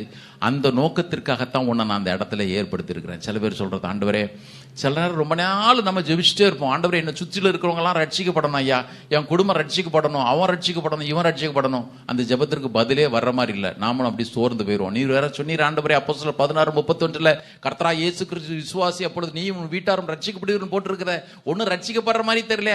பக்கத்து வீட்டில் இருக்க கொடுமை அதே கொடுமையாவே இருக்குது, இந்த பக்கம் இருக்கிற கொடுமை அதை விட பெரிய டார்ச்சரா இருக்குது. ஆண்டவர் சொல்லுவாரு, நீ சாத்தான் கூடி இருக்கிற இடத்துல தான் இருக்கிற, இரு. எதுக்கு அங்க விட்டு எஸ்கேப் ஆக நினைக்கிற? உனக்கு தேவையான சகல கிருபைகளும் நான் உனக்கு தருவேன். நான் உன்னை சாட்சியா நிறுத்துவேன். கரங்கள் சொல்லுவோமா? ஹல்லேலூயா. பரிசுத்தவான்கள் போன பாதை தாங்க இது. நீங்க நினைக்கிறீங்க இன்னைக்குள்ள பிரசங்கெல்லாம் எப்படி இருக்கு, நீ ஆண்டவருக்குள்ள இருந்தா, கர்த்தருக்கு பிரியமா இருந்தா உனக்கு ஒரு பிரச்சனையும் வரவே வராது, நீ அவ்வளவுதான், ஆண்டவர் ஒண்ணு அப்படியே தூக்கிட்டு போயிடுவார். அப்படி ஒரு நாள் வேதம் சொல்லவே இல்லையே. தேவன் நிச்சயமாகவே நம்மை தப்புவிக்கிறவர். சத்ருடைய இஷ்டத்திற்கு நம்மை ஒப்பு கொடுக்கவே மாட்டார். 100% அதுல சந்தேகம் இல்லை. ஆனால் ரட்சிக்கப்பட்டவர்கள் தங்களுடைய சாட்சியை காத்து கொள்ளும்படியாக சில நேரத்தில் அந்த பாதையில் போகத்தான் வேண்டி இருக்குது. கர்த்தர் அதை அனுமதிக்கத்தான் செய்கிறார். வாசிக்கலாமா? 2 கொரிந்தியர் 4வது அதிகாரம், 2 Corinthians chapter 4. அப்போஸ்தலனாகிய பவுலினுடைய அனுபவத்தை பாருங்க. அவனை விட நல்ல பெஸ்ட் கிறிஸ்டியன் இருந்துடவே முடியாது. அவன் சொல்றான், 6ல இருந்து நான் வாசிக்கிறேன். 2 கொரிந்தியர் 4வது அதிகாரம் 6ல இருந்து. இருளிலிருந்து வெளிச்சத்தை பிரகாசிக்க சொன்ன தேவன் இயேசு கிறிஸ்துவின் முகத்தில் உள்ள தமது மகிமையின் அறிவாகிய ஒளியை தோன்ற பண்ணும் பொருட்டாக எங்கள் இருதயங்களிலே பிரகாசித்தார். இது ரட்சிப்பின் அனுபவம். இந்த மகத்துவமுள்ள வல்லமை எங்களால் உண்டாயிராமல் தேவனால் உண்டாயிருக்கிறது என்று விளங்கும்படி இந்த பொக்கிஷத்தை மண்பாண்டங்களிலே, பொக்கிஷம் இருக்குது, இயேசு உள்ள இருக்கிறார், இது மண்பாண்டம். அதனால ரட்சிக்கப்பட்டவங்க கவனிங்க, உங்களுக்கு இந்த அனுபவம் இருக்கிறதுனால போல் சொல்றாரு. எல்லாரும் சேர்ந்து வாசிப்போமா? எல்லாரும் சேர்ந்து வாசிப்போம். 2 கொரிந்தியர் 4:8 இருந்து வாசிங்க பார்ப்போம். எல்லாரும் எடுங்க. நாங்கள் எப்பக்கத்திலும் நெருக்கப்பட்டும் ஒடுங்கி போகிறது இல்லை, கலக்கமடைந்தும் மன முறிவு அடைகிறது இல்லை, துன்பப்படுத்தப்பட்டும் கைவிடப்படுகிறது இல்லை, கீழே தள்ளப்பட்டும் மடிந்து போகிறது இல்லை. கர்த்தராய் இயேசுனுடைய ஜீவனும் எங்கள் சரீரத்திலே விளங்கும்படிக்கு இயேசுவின் மரணத்தை எப்பொழுதும் எங்கள் சரீரத்திலே நாங்கள் சுமந்து திரிகிறோம். எப்படியெனில் சாவுக்கீனமான எங்கள் மாம்சத்திலே இயேசுனுடைய ஜீவனும் விளங்கும்படிக்கு உயிரோடு இருக்கிற நாங்கள் எப்பொழுதும் இயேசுவின் நிமித்தம் மரணத்திற்கு ஒப்பு கொடுக்கப்படுகிறோம். இப்போ பவுல் தெளிவா எழுதிட்டாரு, நெருக்கம் உனக்கு வராம இருக்காது, ஆனா உன்னை நீ ஒடுங்கி போயிட மாட்ட. கலக்கம் உனக்கு வராம இருக்காது, ஆனா நீ மனமுறிவடைய மாட்ட. துன்பம் உனக்கு வராம இருக்காது, ஆனா நீ கைவிடப்பட மாட்ட. கீழே தள்ளப்படுகிற அனுபவம் உனக்கு வராம இருக்காது, ஆனா நீ மடிந்து போக மாட்ட. ஆமென். எத்தனை பேர் லைஃப்ல அது உண்மை சொல்லுங்க பார்ப்போம். போராட்டத்திலே யாரும் சந்திக்கல போல் தெரியுதே. எத்தனை பேர் லைஃப்ல இன்னைக்கு நம்ம வாசிச்ச வசனம் உண்மை சொல்லுங்க பார்ப்போம். கரங்களை சத்தமா ஒரு நிலையில சொல்லுவோமா? போனோமே, நம்ம எல்லாரும் கடந்து போனோமே, தேவன் நம்ம கைவிடவே இல்லையே. ஆமென். தேவன் கைவிடவே இல்லையே. இப்ப இந்த பெர்கமு குறித்து ஒரு பரிசுத்தவான் சொல்றாரு, பெர்கமு வாஸ் ஹெல்ஸ் ஹெட் குவார்ட்டர்ஸ். நரகத்தினுடைய தலைமை செயலகமே அங்கதான் இருந்துச்சு. அப்ப பாருங்க அந்த ஊர் எவ்வளவு மோசமா இருந்திருக்கும், எவ்வளவு மோசமா இருந்திருக்கும். அந்த பட்டணத்துல ஆண்டவர் ஒரு சபையை நிறுத்தி வச்சிருக்கிறாரு, வைராக்கியமாக இருக்க வைத்தார். வைராக்கியமாக இருக்க வாலிப பிள்ளைங்க கவனிங்க. சில பேர் சொல்லுவாங்க, சில பிள்ளைங்க என்கிட்ட சொல்றது உண்டு, அங்கிள் காலேஜுக்கு போறேன், காலேஜில் நான் ஆண்டவர் பிள்ளைன்னு காட்டினாலே என்ன ஒரு மாதிரி பண்றாங்க. ஆஃபீஸில் நீங்க ஆண்டவர் பிள்ளைன்னு காட்டினீங்கனாலே ஒரு மாதிரி எதிர்த்து நிற்கிறவங்க இருப்பான். ஜான் நாக்ஸ் என்கிற தேவ மனுஷன் சொன்னாரு, நீ இயேசுக்காக நிற்கும்படி உறுதியான நிலைப்பாட்டை எடுப்பாயே ஆனால் இந்த முழு உலகம் உன்னை கண்டிப்பா எதிர்க்கும், மறந்துடவே மறந்துடாதே. நீ இயேசுவுக்காக ஒரு ஸ்டாண்ட் பண்ண, நான் நிக்கணும்னு உறுதியான நிலைப்பாட்டை எடுப்பே ஆனால் இந்த உலகத்தை எதிர்த்து தீர்வுதுன்ற முடிவின் சேர்த்தே எடுத்துரு. புரியுதா புரியலையா உங்களுக்கு? சத்தத்தை காணும். அது எப்படி பிரதர் எங்க மச்சான பகைச்சுக்கிறது, அது எப்படி பிரதர் எங்க மாமா பகைச்சுக்கிறது? பந்தக்கால் நட்டும் பொழுது போய் சந்தனம் தடவணுமா பிரதர்? பந்தக்கால் நட்டும் பொழுது போய் குங்குமம் வைக்கணுமா பிரதர்? சில பேர் சொல்ற, நானும் அதெல்லாம் ஒன்றும் பண்றதில்ல பிரதர், சும்மா அவங்க தப்பா நினைச்சுப்பாங்களேன்னு வச்சுட்டேன். ஒரு சொன்னான்னு தெரியல, நானும் ரமேஷும் தான் ஏதோ ஒரு ஃபங்க்ஷனுக்கு போயிருக்கிறோம், அதை சொன்னா நீங்க புரிஞ்சுப்பீங்க. ஒரு ஃபங்க்ஷனுக்கு போயிருக்கிறோம், உள்ள நுழையும் பொழுது பார்த்தா டமால் டமால் டமால் டமால்னு. அப்புறம் உள்ள போன கூட ஆஃப் பண்ணல. அப்புறம் ஒருத்தர் இருந்து சொன்ன, உள்ள போய் கர்த்தாவே பிள்ளைகளை ஆசீர்வதி ஐயா, வெளியேற வர வரைக்கும் மங்களம் செழிக்க கிருபை அருளும். பைக் எடுத்து கொஞ்சம் தூரம் பொன்னால போன உடனே மறுபடியும் டமால் டமால் டமால் டமால் டமால் டமால் டமால். யாருக்கு யாருக்கு யாருக்குங்க? எனக்கா? மறந்துடாதீங்க, உலகத்திற்கு எல்லா விதத்தில் நீங்களான எதிர்த்து நிற்கணும் ஆண்டவர் நம்ம இந்த உலகத்தில் வச்சிருக்கிறார். உடனே சொல்லுவோமா பார்ப்போம். ஆமென். 1வது குறிப்பு, நெருக்கமான பாதையா இருந்தா கூட போகணும்னா தயக்காம முடிவு எடுத்துருங்க. ஏன்னா ஆண்டோட பிள்ளை அந்த உலகத்தில் வாழணும்னா கண்டிப்பா இந்த உலகத்துக்கு நாம எதிர்த்து நிற்கதான் செஞ்சு ஆகணும், எதிர்நீச்சல் போட்டு தான் ஆகணும். 2வது, இந்த உலகத்தோடு எந்த விதத்திலும் சமரசம் செய்து கொள்ளாதிருங்கள். இது ரொம்ப முக்கியமான குறிப்பு. இது உலகன்னே உங்களுக்கு தெரியாம இன்னைக்கு சபைக்குள்ள வந்துச்சு. இப்ப ஆண்டவர் பெர்கமு சபைக்கு பேசிட்டே இருக்கிறார். உன்னுடைய விசுவாசம் நல்லா இருக்குது எனக்கு தெரியும், நீ சாத்தான் குடிகொண்டிருக்கிற இடத்துல இருக்கிற எனக்கு தெரியும், அந்திப்பா கொல்லப்பட்ட பொழுது கூட விசுவாசத்துல உறுதியா இருந்த அதை அறிந்திருக்கேன்னு சொல்லிட்டு டக்குன்னு டோனை மாத்துறாரு. 14வது வசனம், ஆனாலும் உங்ககிட்ட சில காரியத்துல குறை இருக்கு. நல்ல கவனிங்க கர்த்தருடைய பிள்ளைங்க, இந்த குறை சபைக்குள்ள ஃபேஷனா மாறிட்டு, இதுல மாத்திரம் நான் கொஞ்சம் நேரம் செலவழிக்க விரும்புறேன். என்ன ஆண்டவர் சொல்றாரு, உனக்கு குறை இருக்கிறது மற்றவங்க பார்வையில பெரிய பாவமா கருதப்படாத ஒன்று. கவனிக்கணும், ஆண்டவர் இந்த பெருகம சபையில என்ன குறை சொன்னாரு? வேற ஒரு பெரிய குறை சொல்லல. சொன்னாரு போதனையில குறை இருக்குதுப்பா. எபேசு சபைக்கு சொல்லும் பொழுது சொன்னாரு ஆதியில கொண்டிருந்த அன்பை விட்டாயின்னு குறை இருக்குது. இங்க பெருகம சபைக்கிட்ட சொல்லும் போது சொல்றாரு உங்ககிட்ட டாக்டரின் தப்பா ஃபாலோ பண்ற அந்த குறை எனக்கு இருக்கு. இப்போ சபை இதை கண்டிப்பா கவனிச்சு தான் தீரணும். இங்கதான் இருக்கிறவங்க எல்லாம் கரங்குளத்துற அலையில சொல்லுங்க. அப்படி சொல்லிட்டு சொல்றாரு இந்த குறை என்ன குறை அப்படின்னு கேட்டீங்கன்னா, வாசிக்கலாமா? எல்லாரும் எடுங்க பைபிளை, வீட்டில் போய் திரும்ப திரும்ப அந்த வசனங்களை வாசிங்க. விக்கிரகங்களுக்கு படைத்தவைகளை புசிப்பதற்கும் வேசித்தனம் பண்ணுவதற்கும் ஏதுவான இடரலை இஸ்ரவேல் புத்திரர் முன்பாக போடும்படி பாலாக் என்கிற ராஜாவுக்கு போதனை செய்த தீர்க்கதரிசியாய் இருந்த பிலேயாமனுடைய போதகத்தை கை கொள்ளுகிறவர்கள் உன்னிடத்திலே உண்டு.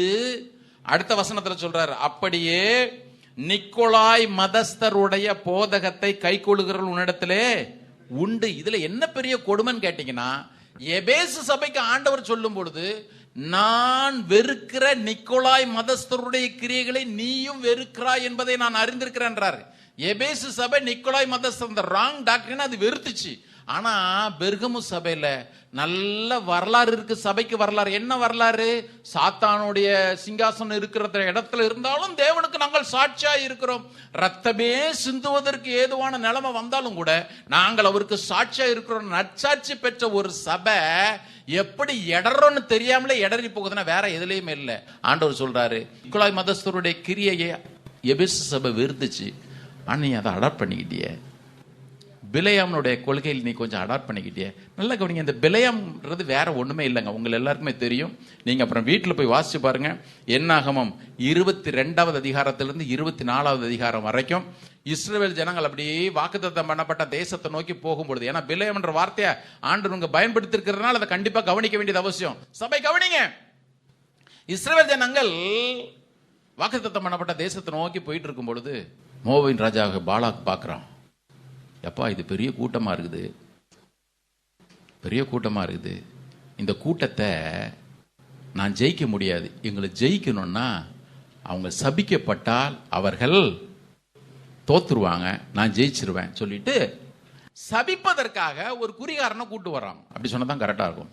தீர்க்கதரிசி கிடையாது அவன். ஒரு குறிகாரனை கூட்டு வர்றாங்க. யாரு? பிலேயாம் என்கிற குறிகாரனை கூட்டு வர்றாங்க. இந்த பிலேயாம கர்த்தர் சபிக்க விடல. நம்ம எல்லாருக்குமே தெரியும். நான் ஏற்கனவே ஒரு நாள் அதை குறித்து சொல்லியிருக்கிறேன். அப்படி பெருசியா சபிச்சு இஸ்ரவேல் ஜனங்க நாசமா போற அளவிற்கு பிலேயாம் ஒன்றும் பெரிய ஆள் இல்லை. ஆண்டவர் ஏன் அவங்ககிட்ட மண்டையில கூட்டிக்கிட்டே இருந்தாருன்னா, இந்த பாரு நீ வார்த்தைக்கு கூட என் பிள்ளைங்களை சபிக்கிறதுக்கு நான் விட மாட்டேன்னு உலகத்திற்கு காண்பிப்பதற்காக ஆண்டவர் திரும்ப திரும்ப மண்டையில கூட்டிக்கிட்டே இருந்தார். கரங்கொடுத்துற சொல்லுவோமா? ஆமா. ஆண்டவர் பின்னாட்கள்ல சொல்லும் பொழுது பிலேயாம் உன்னை சபிக்க வந்தா அந்த சாபத்தை நான் உனக்கு ஆசீர்வாதமா மாற்றினேன்னு சொல்றாரு. இந்த உலகத்திலே காரணம் இல்லாமல், திரும்ப சொல்றேன், நீங்க மற்றவங்க சாபத்தை வாங்கக்கூடிய அளவிற்கு எதாயிலும் பண்ணீங்கன்னா நான் ஒன்றும் பண்ண முடியாது. ஆனால் நீங்கள் தேவ பிள்ளையாக தேவனுக்கு பயந்து நடக்கும் பொழுது யார் நம்ம சபிச்சாலும் அது காரணம் இல்லாமல் இட்ட சாபம் நம்ம மேல வராது, அவன் தலையிலேயே தங்கும். உண்மைதானே? ஆண்டவரே சொல்லிட்டார், உன்னை சபிக்கிறோன்னு நான் சபிச்சிருவேன். நல்ல கர்த்தர் பாருங்க. இப்போ இந்த பிலேயாம் வேற ஒன்றும் பண்ணல. பிலேயாம் நேரா வந்தான் பாலா கிட்ட. வசனம் சொல்லுது, என்னாகும் 24வது அதிகாரத்தினுடைய கடைசி வசனத்துல வாசிக்கும் பொழுது, அதை வாசிக்கணும் உங்களுக்கு ஒரு முறை வாசிக்க பார்ப்போம். பின்பு பிலேயாம் புறப்பட்டு அவன் இடத்துக்கு போயிட்டான். புறம் பத்த வச்சுட்டு போயிட்டான். அதான் ரொம்ப முக்கியம். அங்க பத்த வச்சானான்னு அங்க எழுதல ஆவியானவர், ஆனா பின்னால எழுதுறாரு அவன் பத்த வச்சுட்டு போனவன்ல அப்படின்ட்டு. சில பேர் பாருங்க, வெளியே ஒன்று அப்படி நல்ல பிள்ளை மாதிரி இருந்தது, டக்கான்னு பத்த வச்சுட்டு போயிருது. இந்த பிலேயாம் பத்த வைக்கிற ஆவியம். வாசிங்க பாப்போம். இப்போ பிலேயாம் இடத்துக்கு போயிட்டான். அடுத்தது பாலாக்கும் தன் வழியே போனான். பிலேயாமுக்கு வெளியே பார்க்கும் பொழுது கையை கழுவிட்டப்பா. எப்பா கர்த்தர் என்னப்பா, அவர்கிட்டலாம் யாருப்பா, ஐயோ நமக்கு தெய்வ குத்தெல்லாம் வேணாம் பிரதர். அடுத்த வசனம் போட்டிருக்கு பாருங்க, 25வது அதிகாரத்தின் 1வது வசனம் வாசிங்க. இப்ப எல்லாரும் இஸ்ரவேல் எல்லாம் தங்கி இருக்கிறாங்க.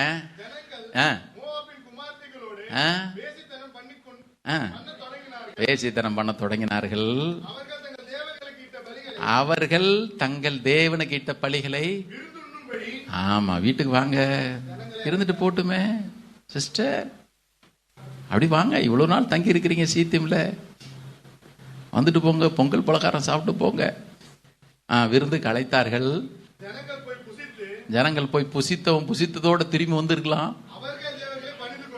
ஆமா, போறதுதான் போறோம், ஒரு கும்பிடுன்னு போட்டு வந்துரு. மனசு கஷ்டப்படும்ல. ஃப்ரெண்டு முக்கியமா ஆண்டவர் முக்கியமா? பேசுங்க.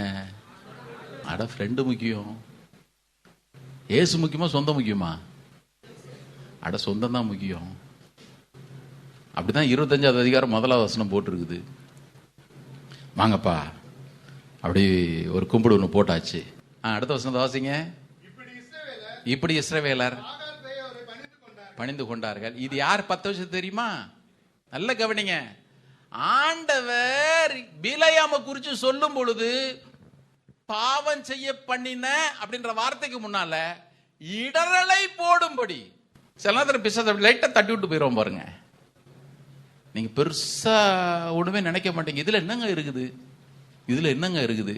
அவன் கொடுக்குற திருப்பதி லட்டு டேஸ்டா இருக்குது, வேணா தின்னு பார்க்கணும்னு ஆசை. பிரதர், ஸ்தோத்திரத்தோட புசிப்போமானால் ஒன்றும் எல்லாம் தகுதியா இருக்கிறது. அது வாங்கி தின்னு ஆசைன்னு சொல்லிட்டு போயேன். நான் ஒரு ஆஃபீஸில் இருக்கும் பொழுது அங்கே எல்லாம் ஊழியக்காரங்க. ஒருத்தர் லட்டை கொண்டு கொடுக்குறாரு. வாசம் ரூமை ஏசி ரூமே கும்முன்னு தூக்குது. பாஸ்டர், ஸ்தோத்திரத்தோட புசிக்கப்படுமானால். யோ, அந்த வசனத்தை எதுக்கு போட்டுக்கணும் கூட உனக்கு தெரியல. பிரசாதம் கொண்டு கொடுக்குறான், அது புட்டு வாயில போடுற. அவன் அப்படிதான் பண்ணான். கொஞ்சம் லைட்டா டச் பண்ணி பாருங்க. என்ன தெரியுமா கொடுமை? இன்னைக்கு சபைகளிலே பிரசங்கம் அப்படி ஆயிடுச்சு. அதனால தான் இன்னைக்கு மீகாவை குறித்து வாசிச்சோம். எடுங்க பாப்பா, இப்போ வாங்க. எப்படி பிரசங்கம் பாருங்க. நான் உங்களுக்கு அதை விளக்கி காட்டுறேன். நியாயாதிபதிகள் 17வது அதிகாரத்திலையும் 18வது அதிகாரத்திலையும் நியாயாதிபதிகள் நாட்களிலே மீகா என்கிற மனுஷனை குறித்து வாசிக்கிறோம். நம்ம ஏற்கனவே பிரசங்கத்தெல்லாம் பார்த்துருக்குறோம். ஆமாம், வீட்டில் இருக்க துட்டு எடுத்தான், அம்மா விட்ட கிளிக்கண்டா அவனாலே தாங்க முடியல. அம்மா தாயே வச்சுக்கோ அப்படி திட்டினா அம்மா அடுத்த முறை சொல்லிட்டான், மகனே நீ கர்த்தரால் ஆசீர்வதிக்கப்பட்டவன், உனக்கு தான்பா உண்டியில் போகிறதுக்கு வச்சிருந்தேன். சரி கூடு. சில பேர் அதை ஃபோன் பண்ணி, பிரதர் பைபிள்லேயே மீகா தனக்கு சுவாமிக்கு ஒரு அறை உண்டு பண்ணின்னு போட்டிருக்க, எங்கள் வீட்டில் பூஜை அறை வைக்கலாமா? ஆடா, அவன் போட்டிருக்கிறதே முட்டாள்தனமா பண்ணன்றதுனால தான் ஆண்டவர் எழுதி வச்சிருக்குது. கரெக்டு தானே? இப்போ அவன் ஒரு ஆசாரியனை வைக்கிறான். இந்த ஆசாரியன் பாருங்க எல்லாத்தையும் பர்ஃபெக்டா உள்ள கொண்டு வந்து மிங்கிள் பண்ணுவான். என்ன அங்க வசனம் சொல்லுது, விக்கிரகமும் இருந்துச்சு. இந்த விக்கிரகம் தேராபீம்னு ஒரு நாள் உங்கள்கிட்ட பேசின, எத்தனை பேருக்கு ஞாபகம் இருக்குதோ தெரியல. இந்த விக்கிரகம் தேராபீம். எதற்கு இந்த தேராபீமை எதற்காக பயன்படுத்துறாங்க அப்படின்னு கேட்டீங்கன்னா, போலாமா நாளைக்கு, போன காரியம் வாய்க்குமான்னு கேட்கறது தான் அன்னைக்கு புறஜாதியினர் பயன்படுத்தினாங்க. கவனிங்க கர்த்தருடைய பிள்ளைங்க, இதுதான் தேராபீம். ஓசியால கூட ஆண்டவர் சொல்றாரு, இவர் இனிமேல் அவர்கள் தேராபீம் இல்லாமல் இருப்பார்கள் அப்படின்னு. இஸ்ரவேலர் தேராபீம் இல்லாமல் இருப்பார்கள் அப்படின்னு என்ன அர்த்தம்? இனிமே ஆலோசனை கொடுக்கறதுக்கு ஏன்ட்ட தான் வருவான், விக்கிரகத்திட்ட போக மாட்டான்னு அர்த்தம். இங்க பாருங்க, இவன் இந்த மீகாவோட வீட்டுக்கு பூஜை பண்ண வந்த, அப்படிதான் சொல்ல முடியும், பூஜை பண்ண வந்த ஆசாரிய சுவாமிக்கு உண்டு பண்ணின தேராபீம் அந்த சிலையும் வச்சிருந்தான். கூடவே கர்த்தருடைய பிள்ளைங்க போய் விசாரிக்கிற ஏபோத்தையும் கொண்டு வந்துட்டான். ரெண்டையும் பக்கத்துல பக்கத்துல வச்சாச்சு. ஐயா, நீ அவர்கிட்ட விசாரிக்கணும் விசாரிக்கலாம், ஏபோத்திட்ட விசாரிக்கணும் விசாரிக்கலாம். உனக்கு எதுக்கு மனசு கஷ்டம்? வர்ற விசுவாசி எதுக்கு கஷ்டப்படுத்துவானே? கரெக்டு தானே? ஆமா, ஜாலியா இரு. ஆடணும்னா இங்க ஆடிக்கோ, கம்யூன் எடுக்கணும் பரிசுத்தமா அங்க வந்து கம்யூன் எடுத்துக்கோ, அங்க போய் ஒரு 2 குத்தாட்டம் போடணும் அங்க குத்தாட்டம் போட்டுக்கோ, எல்லாத்தையும் உள்ள வச்சுக்கலாம் பிரதர். எங்கேஜ் அட்டன் பண்றதுக்கு, இழுக்கிறதுக்கு, வாலிப பிள்ளைங்களை அட்டன் பண்றதுக்கு ஒரு குத்தாட்டம், பெரியவங்கெல்லாம் இழுக்கிறதுக்கு இங்க ஒரு பரிசுத்தமான ஒரு திருவிருந்து, அங்க ஒரு உபவாச ஜபம். ரெண்டையும் பக்கத்துல பக்கத்துல வச்சுட்டான் பாருங்க. சபை கவனிக்கணும். அன்றைக்கு நடந்தது மாத்திரமல்ல, பெருகும் சபையில நடந்தது மாத்திரமல்ல, இன்றைக்கும் சபையில அதே கேவலமான காரியங்கள் தான் அலங்கரிச்சுட்டு வருது. நான் உங்களுக்கு சொல்றதுல எனக்கு ஒன்றும் வெக்கமே இல்லை. இதை சபை கண்டிப்பாக கவனித்து தான் தீரணும். ஏன்? ஆண்டவர் இப்படிதான் இருக்கணும்னு சொன்னா அப்படிதான் இருக்கணும். வாசிக்கலாமா? இப்போ நியாயாதிபதிகள் 18வது அதிகாரம் 18-19 ஆகிய வசனங்களை வாசிங்க. அவர்கள் மீகாவினுடைய வீட்டுக்குள்ள புகுந்து, யார்? இந்த தான் கோத்திரத்தார் வர்றாங்க, வந்து மீகாவினுடைய வீட்டுக்குள்ள புகுந்து. புதுசா பாக்குறவங்களுக்கு பைபிள் புரியாதுதான் நான் சொல்றது, பைபிளை வாசிச்சவங்களுக்காக நான் அப்படி சொல்லிட்டு போயிட்டே இருக்கிறேன். அவர்கள் மீகாவினுடைய வீட்டுக்குள்ள வந்து வெட்டப்பட்ட விக்கிரகத்தை, ஏன்னா அவன் அங்கத்தானே வச்சிருக்கிறான், வெட்டப்பட்ட விக்கிரகத்தை மாத்திரம் அல்ல, ஏபோத்தையும் சொரூபங்களையும் எடுத்துக்கொண்டு வருகிற போது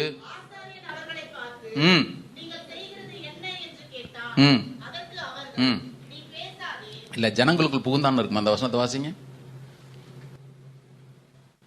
அவன் அதை எடுத்துக்கொண்டு ஜனங்களுக்குள் புகுந்தான். எத்தனை வசனம்?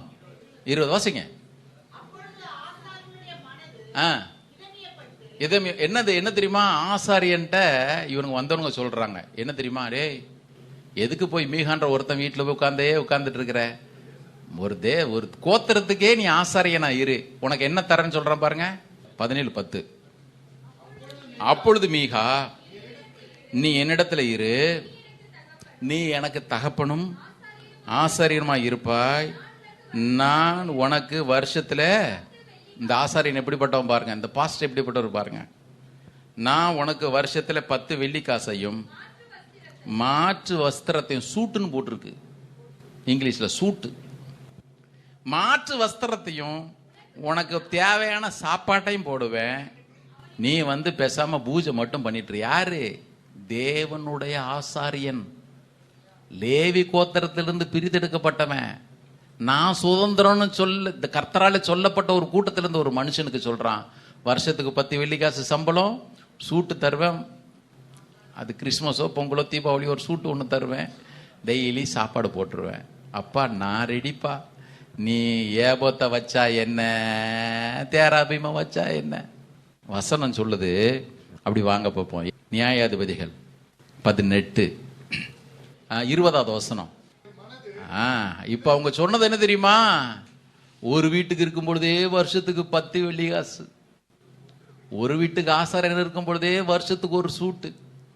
இப்போ கோத்திரத்துக்கே நீ ஆசாரியன் ஆயிட்டன்னு வச்சுக்கா, வீட்டுக்கு 10 வெள்ளிக்காசு கணக்கு பண்ணி, எத்தனை ஒரு தான் கோத்திரத்தில் எத்தனை வீடு இருக்குது பாரு, உனக்கு எத்தனை வெள்ளிக்காசு வரும், உனக்கு எத்தனை சூட்டு வரும் பாரு.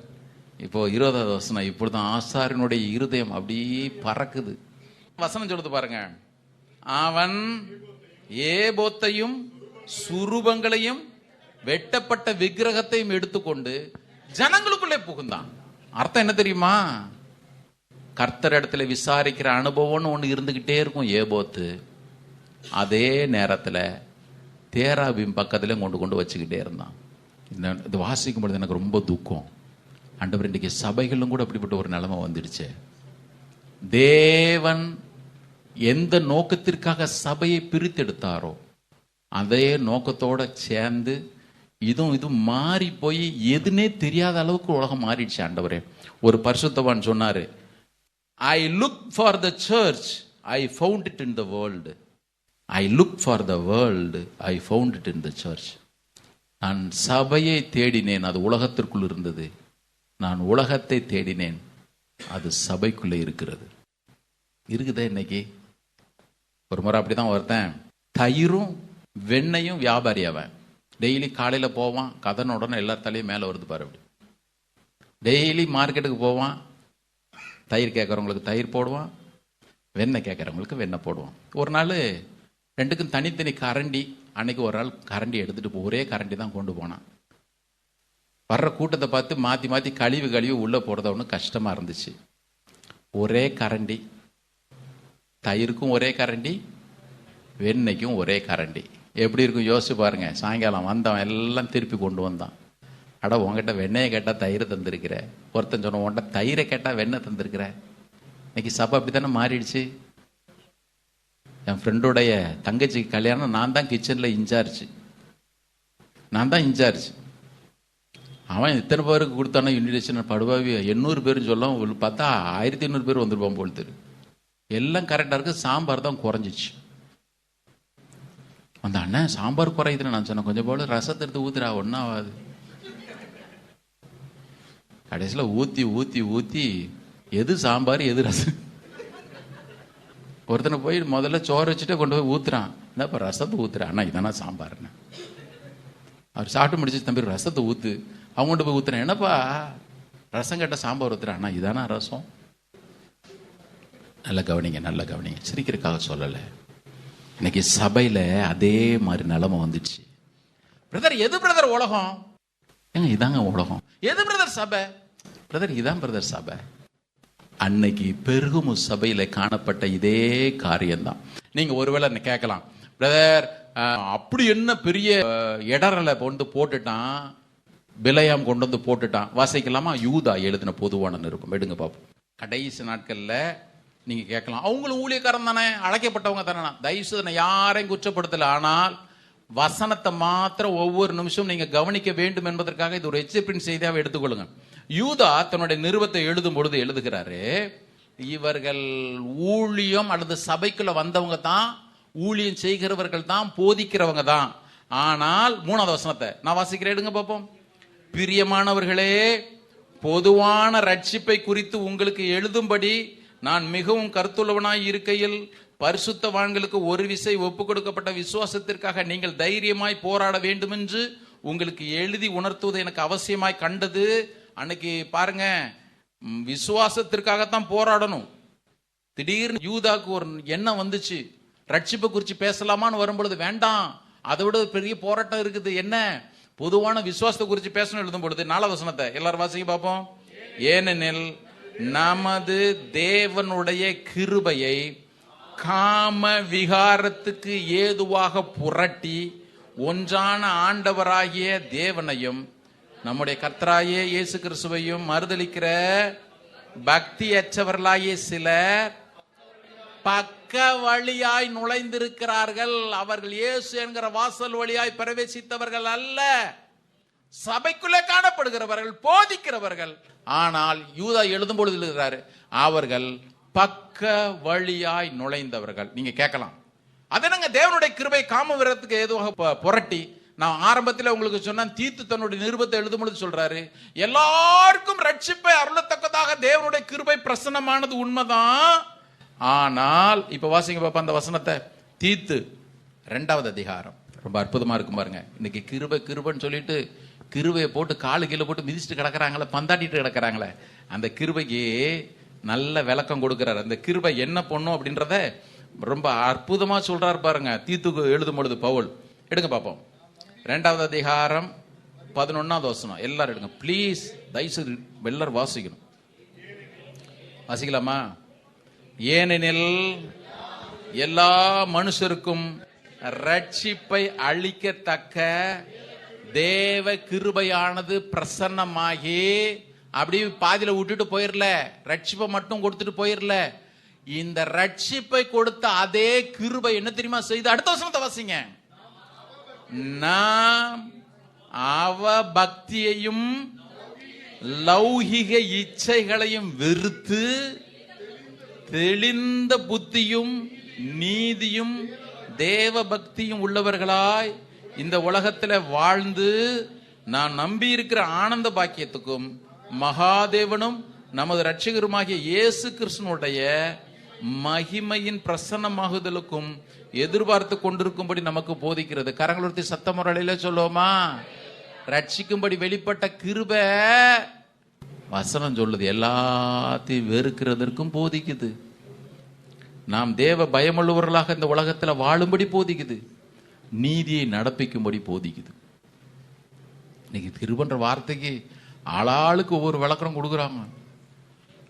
கிருபை இருக்கு பிரதர், இந்த கிருபை இருக்கு பிரதர், கிருபை இதைத்தான் பிரதர் போதிக்குது. பவுல் தீத்துக்கு எழுதும்பொழுது இதைத்தான் எழுதுறாரு. பவுல் தீத்துக்கு எழுதும்பொழுது இதைத்தான் எழுதுறாரு. இந்த பிலையாமனுடைய ஆவி என்ன தெரியுமா? அப்படி வாசிக்கலாமா? அதே யூதால தான் எழுதுறாரு. திரும்ப பார்ப்போம் எல்லாரும். யூதா, நான் ஏற்கனவே இந்த வசனத்தை உங்களுக்கு மேலே மாடியில் இருக்கும்பொழுது போதிச்சு. இன்னைக்கு இந்த ஒரு குறிப்பை மட்டும் நம்ம பார்த்துடலாம். இவர்கள் யார்? வாசிக்கலாமா? 11வது வசனத்தில் இவர்களுக்கு ஐயோ. யாரு? இந்த முந்தி பார்த்தோமே அந்த கூட்டம், சரியா? இவர்களுக்கு ஐயோ, இவர்கள் காயினுடைய வழியிலே நடந்து. சரியா? காயினுடைய வழி நான் ஏற்கனவே சொல்லியிருக்கிறேன், இன்னொரு நாள் அதை பார்ப்போம். அடுத்தது பீலையாம், அவனோட ஒரே எண்ணம் தாங்க, துட்டு சம்பாதிக்கணும், அவ்வளோதாங்க, சிம்பிள். வசனம் பீலையாம் கூலிக்காக செய்த வஞ்சகத்திலே, நான் என்ன இடர்ல போட்டா என்ன, ஜனம் இடர்னா என்ன, எக்கன்னா கெட்டு போனா என்ன, என் பாக்கெட்டு கல்லா கட்டினா போதும். இப்படிலாம் ஊழியக்காரங்க இருப்பாங்களா? மறுபடியும் சொல்கிறேன், யாரைனா குறை சொல்ல வேண்டிய அவசியமே இல்லை. அப்போஸ்தலனாகிய பவுல் திரும்பவும் எழுதுறார். வாசிக்கலாமா? இன்னைக்கு காலையில் கூட நான் அதை வாசிட்டு இருந்தேன். 2 கொரிந்தியர் 11வது அதிகாரம் எடுங்க பார்ப்போம். 2 கொரிந்தியர். நீங்கள் கேட்கலாம், அவங்க இப்படி இருக்கிறாங்களே இப்படி இருக்கிறாங்களே. சபையை எச்சரிக்கும்படி தான் நான் அதை சொல்கிறேன். இதை நீங்கள் இந்த காரியங்கள்லாம் பார்க்கும்பொழுது உடனே இடறிடாதீங்க. உங்களுக்கு மனசில் மட்டும் இந்த வசங்கள் ஞாபகத்தில் வந்துக்கிட்டே இருக்கட்டும். பவுல் யூஸ் பண்ணுற வார்த்தைகளை கவனிங்க. அன்னைக்கு இப்படிப்பட்ட ஊழியர்கள்லாம் எழும்ப தான் செஞ்சாங்க. வசனம் சொல்லுது, 3வது வசனம் 11:3, 2 கொரிந்தியர் 11:3. ஆகிலும் சர்ப்பமானது தன்னுடைய தந்திரத்தினாலே ஏவாளை வஞ்சித்தது போல. கரெக்டா? ஆமாம், வஞ்சிக்கிறது. உங்கள் மனதும் கிறிஸ்துவை பற்றிய உண்மை நின்று விலகும்படி கெடுக்கப்படுமோ வென்று. இன்னொருத்தர் சொல்றா, கிறிஸ்து மேல இருக்க வேண்டிய அந்த பய பக்தியை, சிம்பிளிசிட்டின்னு போட்டிருக்கு சில டிரான்ஸ்லேஷன்ல, சில இதுல சின்சியாரிட்டின்னு போட்டிருக்கு. சரி, எப்படியோ கவனிங்க. கிறிஸ்துவின் மேல் இருக்கிற அந்த பய பக்தி நின்று விலகும்படி கெடுக்கப்படுமோ என்று பயந்திருக்கிறேன் அப்படின்னு சொல்லிட்டு இப்படி செய்கிறவர்கள் யார்? 13வது வசனம். ஊழியர்களை குறித்து திரும்பவும் சொல்றேன். தேவனுக்கு ஊழியம் செய்கிறேன் என்று சொன்ன ஊழியர்களை குறித்து, அன்றைக்கு ஊழியம் செய்த ஊழியர்களை குறித்து பவுல் யூஸ் பண்ற டேர்மை பாருங்க. 13வது வசனம். இன்னைக்கு மாத்திரம் தான் அப்படியா? இல்ல, அன்னைக்கு அப்படி இருந்தாங்க. வாசிங்க எல்லாரும் பார்ப்போம் 13வது வசனத்தை. அப்படிப்பட்டவர்கள். அடுத்தது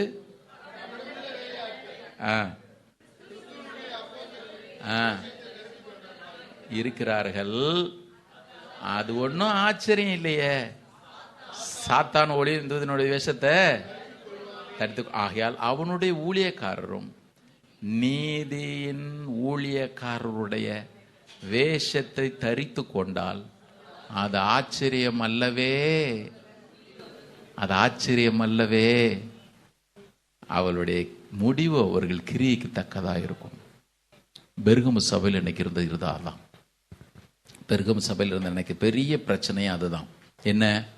ஆண்டவர் சொன்ன உபதேசம் ஒன்று இருந்தது.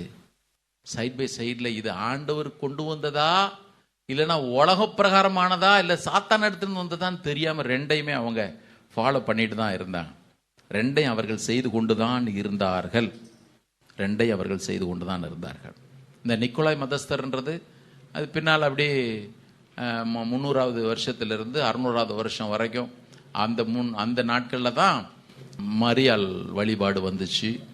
சபைக்கு இதெல்லாம் தெரிஞ்சுக்கிறதா சொல்கிறேன். மரியாள் வழிபாடு வந்துச்சு. செத்தவங்களுக்காக ஜெபம் பண்ணுறது கல்ற திருநாள் அந்த கேப்பில் தான் வந்துச்சு. அந்த கேப்பில் தான் உத்தரிக்கிற ஸ்தலம் பர்கட்ரின்னு ஒன்று வந்துச்சு. அந்த கேப்பில் தான் போய் பாவத்தை தனிப்பட்ட நபர்கிட்ட சொல்லக்கூடியது வந்துச்சு. இதெல்லாம் சபை சரித்திரம். ஆண்டவர் சொல்கிறாரு, இவைகள் ஒன்றை நான் விரும்பவே இல்லை. இவைகள் எல்லாம் விட்டுட்டு வெளியே வா. கடைசி ஆண்டவர் சொல்கிறத கவனிங்க. எடுங்க பார்ப்போம். வெளிப்படுத்தின விசேஷம் 2வது அதிகாரம். கர்த்தர் சொல்றாரு 16வது வசனம். உன்ட குறை உண்டுன்னு சொன்னவர், நீ மனம் திரும்பு, இல்லாவிட்டால் நான் சீக்கிரமா இவனிடத்திலே வந்து என்னுடைய வாயின் பட்டயத்தால். ஏன்னா வார்த்தையை பத்தி பேசுறதால அவரு இருபுறம் கருக்குள்ள பட்டயத்தை பத்தி தான் அவரும் அறிமுகப்படுத்துறோம். அப்படிதான் அறிமுகப்படுத்துறாரு. பனிஷ்மெண்ட்டும் அப்படிதான் சொல்றாரு. தொடக்கமும் அப்படிதான் இருக்கு, முடிவும் அப்படிதான் இருக்குது. கவனிக்க சொல்றாரு, என்னுடைய வாயின் பட்டயத்தால் அவர்களோட கூட நான் யுத்தம் பண்ணுவேன். கர்த்தருடைய பிள்ளைங்க நல்லா கவனிக்கணும். இது 2வது வருகை குறித்து அவர் சொல்லல.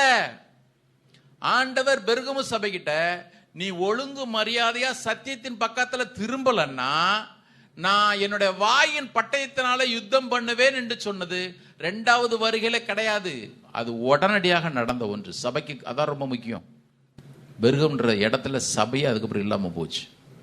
7 சபைகள், ஆண்டவர் சொன்ன 7 இடங்கள்லையுமே சபைகள் இல்லாம போச்சு. பெரிய துக்கம் அதுதான். ஏதோ 2வது வருகை வரைக்கும் இருக்குதுங்க, பார்த்துக்கலாம். இல்லை, நீ மனம் திரும்புன்னு சொன்ன ஆண்டவர் என்ன தெரியுமா சொல்றாரு? இந்த நாளிலே, இந்த மணியிலே, இந்த நிமிஷத்திலே, இந்த நொடியிலே நீ மனம் திரும்பு. ஜெயம் கொள்கிறவன் எவனோ அவர் சொல்றார், மறைவான மன்னவை கொடுப்பாங்க. அதுவும் வார்த்தை தான். வெண்மையான குறிக்கல் என்ன? சில பேருக்கு அது புரியறதில்லை. அது என்ன வெண்மையான குறிக்கல்? அன்னைக்கு எவன் தண்டனைக்கு நியமிக்கப்பட்டானோ, ஒருத்தனுக்கு தீர்ப்பு சொல்லிட்டானா அவனுக்கு அடையாளமாக கொண்டு போய் கருப்பு கல்லை கொடுப்பாங்க. அவன் ரிலீஸ் ஆகிட்டானா கொண்டு போய் வெண்மையான கல்லை கொடுப்பாங்க. ஆண்டவர் சொல்கிறாரு, நீ மனம் திரும்பிட்டேன்னா அந்த உனக்கு வெள்ளை கல்லை தர்றேன். நீ மனம் திரும்பிட்டேன்னா நல்ல வார்த்தைகளை உனக்கு நான் தர்றேன். ஆமேன். எல்லாம் வச்சிருக்கு மிளக, நீ புதிய சிருஷ்டின்னு சொல்லிட்டு வேற இவனுக்கு புரியுதோ இல்லையோ, உனக்கு புரிகிற மாதிரி ஒரு புதிய நாமத்தை நான் உனக்கு தர்றேன். கர்த்தருடைய பிள்ளைங்க நல்லா கவனிங்க. நம்ம நிறைய நேரத்தில் இந்த பாவம் அந்த பாவம் ஏதோ ஒன்று பார்த்துக்கிட்டே இருப்போம். தேவனுடைய வார்த்தைக்கு கொடுக்க வேண்டிய முக்கியத்துவத்தை கொடுக்காதது பெரிய பாவம் தெரியுமா? ஏன் உங்களை வேதத்தை வாசிங்கன்னு சொல்றது? நீங்கள் நினைக்கிறீங்க வேதத்தை வாசிக்கிறது ஏதோ ஒரு ஆலோசனை இல்லை. இயேசு இந்த பூமியிலிருந்து போகும் பொழுது யோவான் 17 அதிகாரத்தில் வாசிக்கிறோம், நீர் எனக்கு தந்த வார்த்தையை நான் அவர்களுக்கு கொடுத்தேன். கிறிஸ்தவ வாழ்க்கையில் வசனம் இல்லைன்னா கட்டி எழுப்பப்படவே முடியாது. வசனம் இல்லைன்னா அவருடைய வருகையில் போகவும் முடியாது. பின்னால் ஒரு நாள் நம்ம கொலோசியர் 3வது அதிகாரத்தில் நம்ம அதை மறுபடியும் தொடர்ந்து தியானிப்போம். வசனம் இல்லையே ஆனால் கிறிஸ்துவில் நாம் நிலைத்திருக்கவும் முடியாது. வசனம் இல்லை என்று சொன்னால் அவர்கள் நாம் வளரவும் முடியாது. பிரதர் சிஸ்டர், சட்டம் தெரியலன்னா சட்ட மீறுதல் உலகத்தில் இருந்துகிட்டே இருக்கணும். கரெக்டு தானே? சில ரோட்டில் போய் நிற்கும் பொழுது ஃப்ரீ லெஃப்ட் ஹேண்ட் போடாமலே திரும்பிடுவோம். போலீஸ்காரர் வந்து மடக்குனா, சார் எனக்கு தெரியாது சார். சட்டம் தெரியலன்னா சட்ட மீறுதல் இருந்துக்கிட்டே தான் பிரதர் இருக்கும். கிறிஸ்தவ வாழ்க்கையில் வசனம் தெரியாத வரையில் நீங்கள் வசனத்தை மீறிக்கிட்டே இருப்பீங்க. இயேசு இந்த உலகத்தை நியாயந்திருக்கும் பொழுது நீங்கள் ஒன்றும் போய் காலெல்லாம் விழ முடியாது. ஆண்டவர் சொன்னார், நான் இனிமேல் எவனையும் நியாயத்திற்கு போகிறதே இல்லை. நான் சொன்ன, நான் அனுப்பின இந்த வசனமே கடைசி நாளிலே அவனே நியாயம் தீர்க்கும். நீங்கள் உடனே என்ன பிரதர் ஆண்டவர் இவ்வளோ கொடுமையானவரை காட்டுறீங்க? நான் கொடுமையானவரை காட்டவே இல்லையே. அவர் நீதி உள்ளவராக காட்டுறேன். நான் அவரை கொடுமை உள்ளவராக காட்டல. அவர் இரக்கம் செய்கிறவர் தான். ஆனாலும் நம்மேல் வைத்த மிகுந்த அன்பினாலே வேதத்தின் மகத்துவங்களெல்லாம் எழுதி நமக்கு கொடுத்துருக்கிறாரு. நாம் எப்படிங்க அதை அந்நிய காரியமாக எண்ண முடியும்? இன்றைக்கு இந்த நாளில் ஒரே ஒரு காரியத்தை தீர்மானிங்க. ஆண்டவரே, இந்த வசனத்தில் நான் ரொம்ப நேரம் செலவழிக்க நீர் எனக்கு உதவி செய்யும். உங்கள் வாழ்க்கையில் இருக்கிற எல்லா பிரச்சனைக்கும் தீர்வு அதில் இருக்குது. பிள்ளைங்க எதிர்காலத்தை குறித்து உள்ளே இருக்குதுங்க. என் எதிர்காலம் சிறப்பாக அமைகிறதுக்கு உள்ளே இருக்குது. தேவை ஒன்றே ஒன்று தான். எத்தனை பிள்ளையாம் நமக்கு முன்னால் இடர்ல போட்டாலும் சரி, எத்தனை பேர் நமக்கு முன்பாக, எத்தனை நிக்குலாய் மதஸ்தர்கள் நமக்கு முன்பாக தடுக்கலை போட்டாலும் சரி, இந்த வார்த்தை நம்முடைய வாழ்க்கையில சரியா இருக்குமே ஆனால் தேவனுக்குள்ள வளர்றதுக்கும் சரி, இந்த உலகத்தை ஜெயிக்கிறதுக்கும் சரி, எந்த ஒரு மனுஷனும் தடை செய்யவே முடியாது. ஆமென்.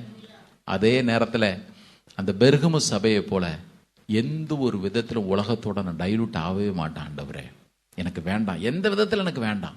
ஒரு தீர்மானத்தோட எல்லாரும் எழுந்து நிற்போமா? அதே தீர்மானத்தோடு கூட இன்றைக்கு திருவிருந்தலையும் பங்கு பெறுவோம். கர்த்தர் நமக்கு உதவி செய்வார். ஒரு புது பேலனை கர்த்தர் நமக்கு தருவாராக. எல்லாரும் கண்களை மூடி ஆண்டவர் நோக்கி பார்ப்போம். நீ நல்லவர் ஐயா. ஏன் ஆண்டவர் இதை சொல்லணும்? அவர் நம்ம நேசிக்கிறபடினாலே. மனம் திரும்பு, என்னோட வாயின் வார்த்தைகளாலே நான் உன்னிடத்துல யுத்தம் பண்ணுவேன்னு சொல்றேன். அன்றைக்கு மாத்திரமல்ல, இன்றைக்கும் அதே வார்த்தைகள், தேவனுடைய வார்த்தைகள் நம்மை நோக்கி தொனிக்கிறபடினாலே சரியான விதத்தில் அதற்கு பிரதியுத்தரம் சொல்றது நம்முடைய மேல விழுந்த கடமை, நம்ம விழுந்த கடமை. அது திருவிருந்தல பங்கு பெற போறோம். போன வாரம் கர்த்தருடைய வார்த்தையில எத்தனை பேர் எவ்வளவு நேரம் செலவழிச்சீங்க? சிஸ்டர், எவ்வளவு நேரம் ஆண்டோடைய வார்த்தையை தியானிக்கும்படி எவ்வளவு நேரம் செலவழிச்சீங்க? சொல்லுங்க பாப்போம். பிஸி பிரதர், எனக்கு நினைச்சுக்கங்க. வேலை பிஸி, பிசினஸ் பிஸி, குடும்பம் பிஸி. நீங்களான கூப்பிடும் பொழுது ஆண்டவரும் பிஸின்னு சொன்னார். நம்மளுடைய நிலைமை அதிகாலையில் எத்தனை பேர் எழுந்து ஜெபிக்கிறீங்க? சொல்லுங்க பாப்போம். எத்தனை பேர் காலையில் எழுந்து ஜெபிக்கிற அனுபவம்? சிலருக்கு உண்டு, எனக்கு தெரியும். எல்லாரும் கண்களை மூடுங்க. வாலிப பிள்ளைகளை ஏன் கண்ணை திறந்துட்டீங்க? கண்ணை மூடு. ஆபீஸுக்கு போனா அலறி அடிச்சு ஓடுவோம். ஆண்டவர் குறிச்ச துளியும் பயம் இல்லைன்னா நம்முடைய வாழ்க்கை என்ன கிறிஸ்தவ வாழ்க்கை? என்ன கிறிஸ்தவ வாழ்க்கை?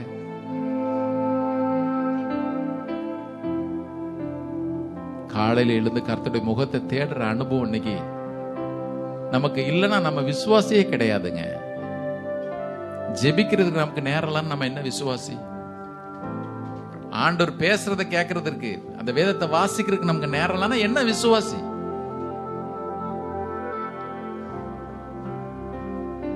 மேற்பூச்சாய் காயம் கட்டப்படுற அனுபவத்தை தானே நம்ம விரும்புறோம். ஆசீர்வதிக்கிறார் ஆசீர்வதிக்கிறார் 1000 செய்தி கேள்விப்பட்டு ஆசீர்வதிக்கப்பட முடியலையே. சீல் பிதுக்கப்படட்டும், இன்னைக்கு ரணம் வெளியேறட்டும். அவருக்கு கொடுக்க வேண்டிய நேரத்தை அவருக்கு கொடுங்க.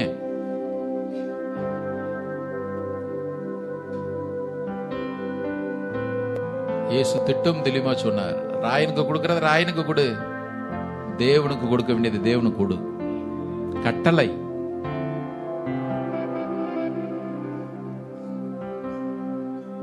பதினஞ்சாம் தேதி ஆயிட்டுனா கரண்ட் பில்லு கட்டலன்னா ஃபியூஸை பிடிக்கிட்டு போயிடும். பயம் இருக்குல்ல.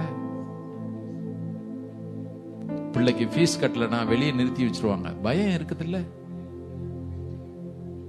இருக்குதுல்ல.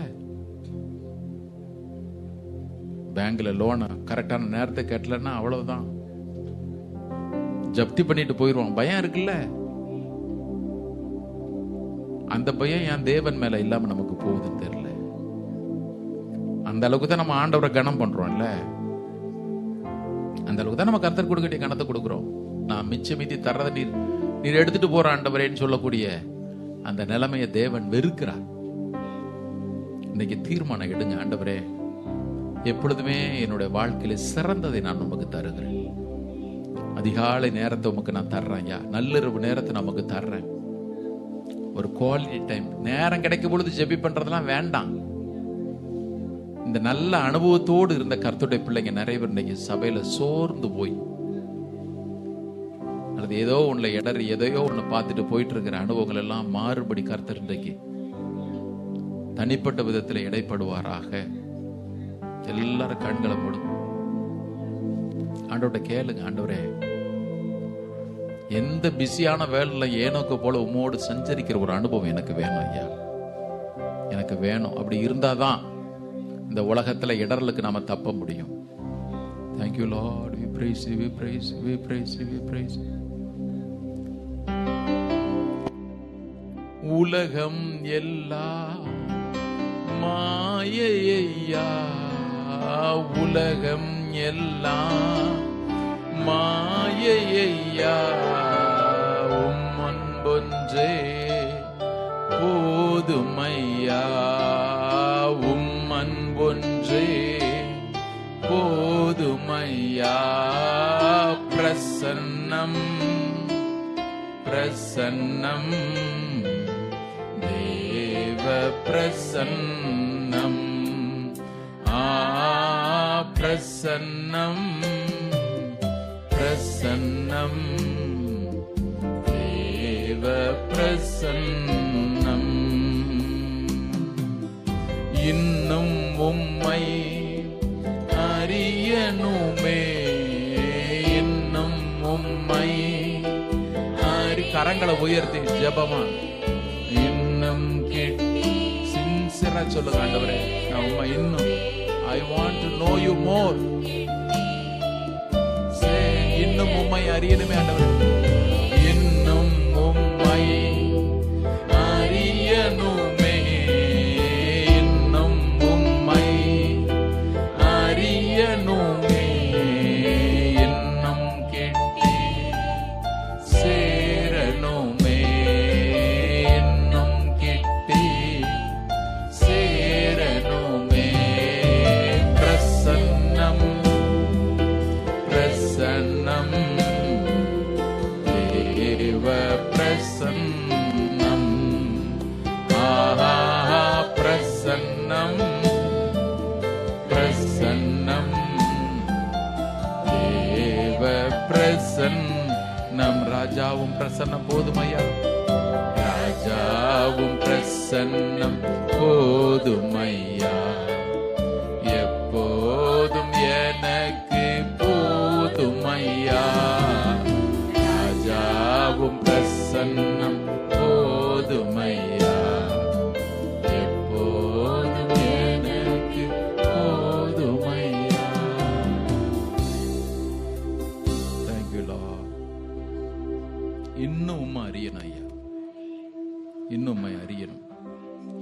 ஏனோக்கு எப்படி சஞ்சரித்திருப்பான்? அவனுடைய ஆசை என்ன இருந்திருக்கும்? 300 வருஷம், 299வது வருஷம், 366வது நாள்ல கூட என் ஆண்டவர் இன்னும் நான் அறியணுன்ற எண்ணம் அவனுக்குள்ள இருந்துட்டே இருக்கும். கர்த்தருடைய வரைகள் அப்படிப்பட்டவங்க தான் போக முடியும். மிஞ்சினதை எஞ்சிதை தூக்கி ஆண்டவருக்கு போடுறதுக்கு யாரா இருந்தாலும் போக முடியாது. உங்க ஃபர்ஸ்ட் பிரையாரிட்டி இயேசுவா மாறலன்னா கஷ்டம்தான். வசனத்தான் அப்படி சொல்லுது. நான் ஆரம்பத்துல சொன்னேன்ல, உங்க முழு இருதயத்தோட ஆத்மாவோட முழு பலத்தோட தேவனை தேடலன்னா அது துரோகம். இஸ்ரவேல் சீர்கெட்டவளா இருந்தா, யூதாவோ தன் முழு பலத்தோட என்னை நேசிக்காமல் எனக்கு துரோகம் பண்ணினால்னு எழுதுறாரு ஆண்டவர். முழு பலத்தோட கர்த்தரை நேசிக்கலன்னா அவருக்கு நாம செய்யற துரோகம் பிரதர். அப்படின்னு சொல்றேன், அது துரோகம். ஆண்டவர் துரோகமா கருணக்குள்ள எடுக்கிறாரு. அதனாலதான் ஃபர்ஸ்ட் கட்டளையே வச்சிட்டாரு, தேவனாகிய கர்த்தரிடத்திலே முழு இருதயம். உங்க பிரையாரிட்டியிலே ஃபர்ஸ்ட் பிரையாரிட்டி இயேசுவா தான் பிரதர் இருக்கணும், சிஸ்டர் இயேசுவா தான் இருக்கணும், இயேசுவா தான் இருக்கணும். அந்த இடத்தை ஒரு நாளும் அவர் எவருக்கும் விட்டு கொடுக்கவே மாட்டார். கர்த்தர் தாமே நமக்கு கட்டளையிட்ட நல்ல ஆராதனைக்காக எல்லாரும் கரங்களை உயர்த்தி கர்த்தருக்கு ஸ்தோத்திரம் பண்ணுவோம். அவர் நம்மை நேசிக்கிறார். அவருடைய வருகைக்கு நம்மை ஆயத்தப்படுத்துகிறபடினால கர்த்தரை ஸ்தோத்திரம் பண்ணுவோம். அவர் நம்ம மேல் வைத்த அன்பும் கிருபையும் பெரிது, அதற்காக அவரை ஸ்தோத்திரம் பண்ணுவோம். கர்த்தருடைய திருப்பந்தியிலே பங்கு பெறுவதற்கு தேவன் நமக்கு கிருபை பாராட்டினபடினாலே ஸ்தோத்திரம் பண்ணுவோம். அவருடைய ஜீவனும் வல்லமை நமக்குள் கடந்து வந்தபடினாலே அவரை ஸ்தோத்திரம் பண்ணுவோம். அவருடைய திருச்சரீரத்தை புசித்து அவருடைய ரத்தத்தை பானம் பண்ணுகிற நமக்கு கர்த்தர் கொடுத்த விடுதலைக்காக, சுகத்திற்காக, புது பலனுக்காக எல்லாரும் கர்த்தரை ஸ்தோத்திரம் பண்ணுவோம். அன்பின் ஆண்டவரே, நாங்கள் உம்மை துதிக்கிறோம், உம்மை ஸ்தோத்திரிக்கிறோம். எத்தனை நல்லவர் நீர். நான் நேசிக்கிறவர்கள் எவர்களோ அவர்களை கடிந்து கொண்டு சிட்சிக்கிறேன், ஆகையால் நீ ஜாக்கிரதையா இருந்து மனம் திரும்பு என்று சொன்னவர். ஆண்டவரே, எங்களையும் ஒவ்வொரு நாளும் உம்முடைய வசனத்திற்கு நேராக திருப்புவீராக. உம்முடைய வசனத்தினாலே ஒவ்வொரு நாளும் நாங்கள் உணர்த்தப்பட உதவி செய்யும். எனக்கு போல உம்மோடு நடக்கிற, உமக்கு எல்லா விதத்திலும் முதலிடம் கொடுக்கிற அந்த உணர்வுள்ள இருதயத்தை எங்களுக்கு தருவீராக. வந்திருக்க ஒவ்வொருவரையும் கர்த்தர் ஆசீர்வதி ஐயா. உம்முடைய சமூகத்திலே உண்டாகிற நன்மை, மகிழ்ச்சி, நிறைவு உம்முடைய பிள்ளைகளை நிரப்பட்டும். காத்திருக்கிற ஒவ்வொன்றிலும் கர்த்தர் நீர் அற்புதம் செய்ய ஐயா. எப்பொழுதுமே எங்களுடைய மன விருப்பங்களை தந்தருளை, எங்களுடைய வாஞ்சைகளை எல்லாம் நிறைவேற்றுகிறவர் நீர். கர்த்தாவே உமக்கு ஸ்தோத்திரம். ஒவ்வொருவரையும் ஆசீர்வதி. புதிய மாதத்திற்குள் பிரவேசிக்க போகிறோமே, இதுவரையிலும் நேர்த்தியாய் எங்களை நடத்தினவர் வாரம் முழுவதும் சுகத்தோடும் பலத்தோடும் ஆண்டவரே நிறைவோடும் நடத்தி செல்வீராக. அது கொடுத்த, உழைத்த, ஜெபித்த ஒவ்வொருவரையும் ஆசீர்வதியும். துதி கனமகிமையெல்லாம் ஒருவருக்கு ஏறெடுக்கிறோம். மீட்பர் இயேசுவின் நாமத்தில் எங்களை தாழ்த்து ஜெபிக்கிறோம் நல்ல பிதாவே. ஆமென். எல்லாரும் சொல்லுமா? ஆத்மாவே கர்த்தரை ஸ்தோத்திரம், என் முழுவதும் பரிசுத்த நாமத்தை ஸ்தோத்திரம். என் ஆத்மாவே கர்த்தரை ஸ்தோத்திரி, கர்த்தர் செய்த சகல பாரம் மறவாதே. ஆமென். நம்முடைய கர்த்தராகிய இயேசு கிறிஸ்துவினுடைய கிருபையும் பிதாவாகிய தேவனுடைய அன்பும் பரிசுத்த ஆவியின் ஐக்கியம் நம்ம ஒவ்வொருவரும் சகல பரிசுத்தவங்களோடும் கர்த்தருடைய வருகை மட்டும் இருப்பதாக. ஆமென். கர்த்தர் உங்களை ஆசீர்வதித்து உங்களை காக்க கடவர். கர்த்தர் தமது முகத்தை உங்கள் மேல் பிரகாசிக்க பண்ணி உங்கள் மேல் கிருபையா இருக்க கடவர். கர்த்தர் தம்முடைய முகத்தை உங்கள் மேல் பிரசன்னமாக்கி உங்களுக்கு சமாதானத்தை, மகிழ்ச்சி, விடுதலை, சகல் நிறைவையும் எல்லாவற்றிற்கும் மேலாக பரிசுத்தமான வாழ்க்கை கட்டளையிடுவாராக. ஆமென். God bless you. God be with you.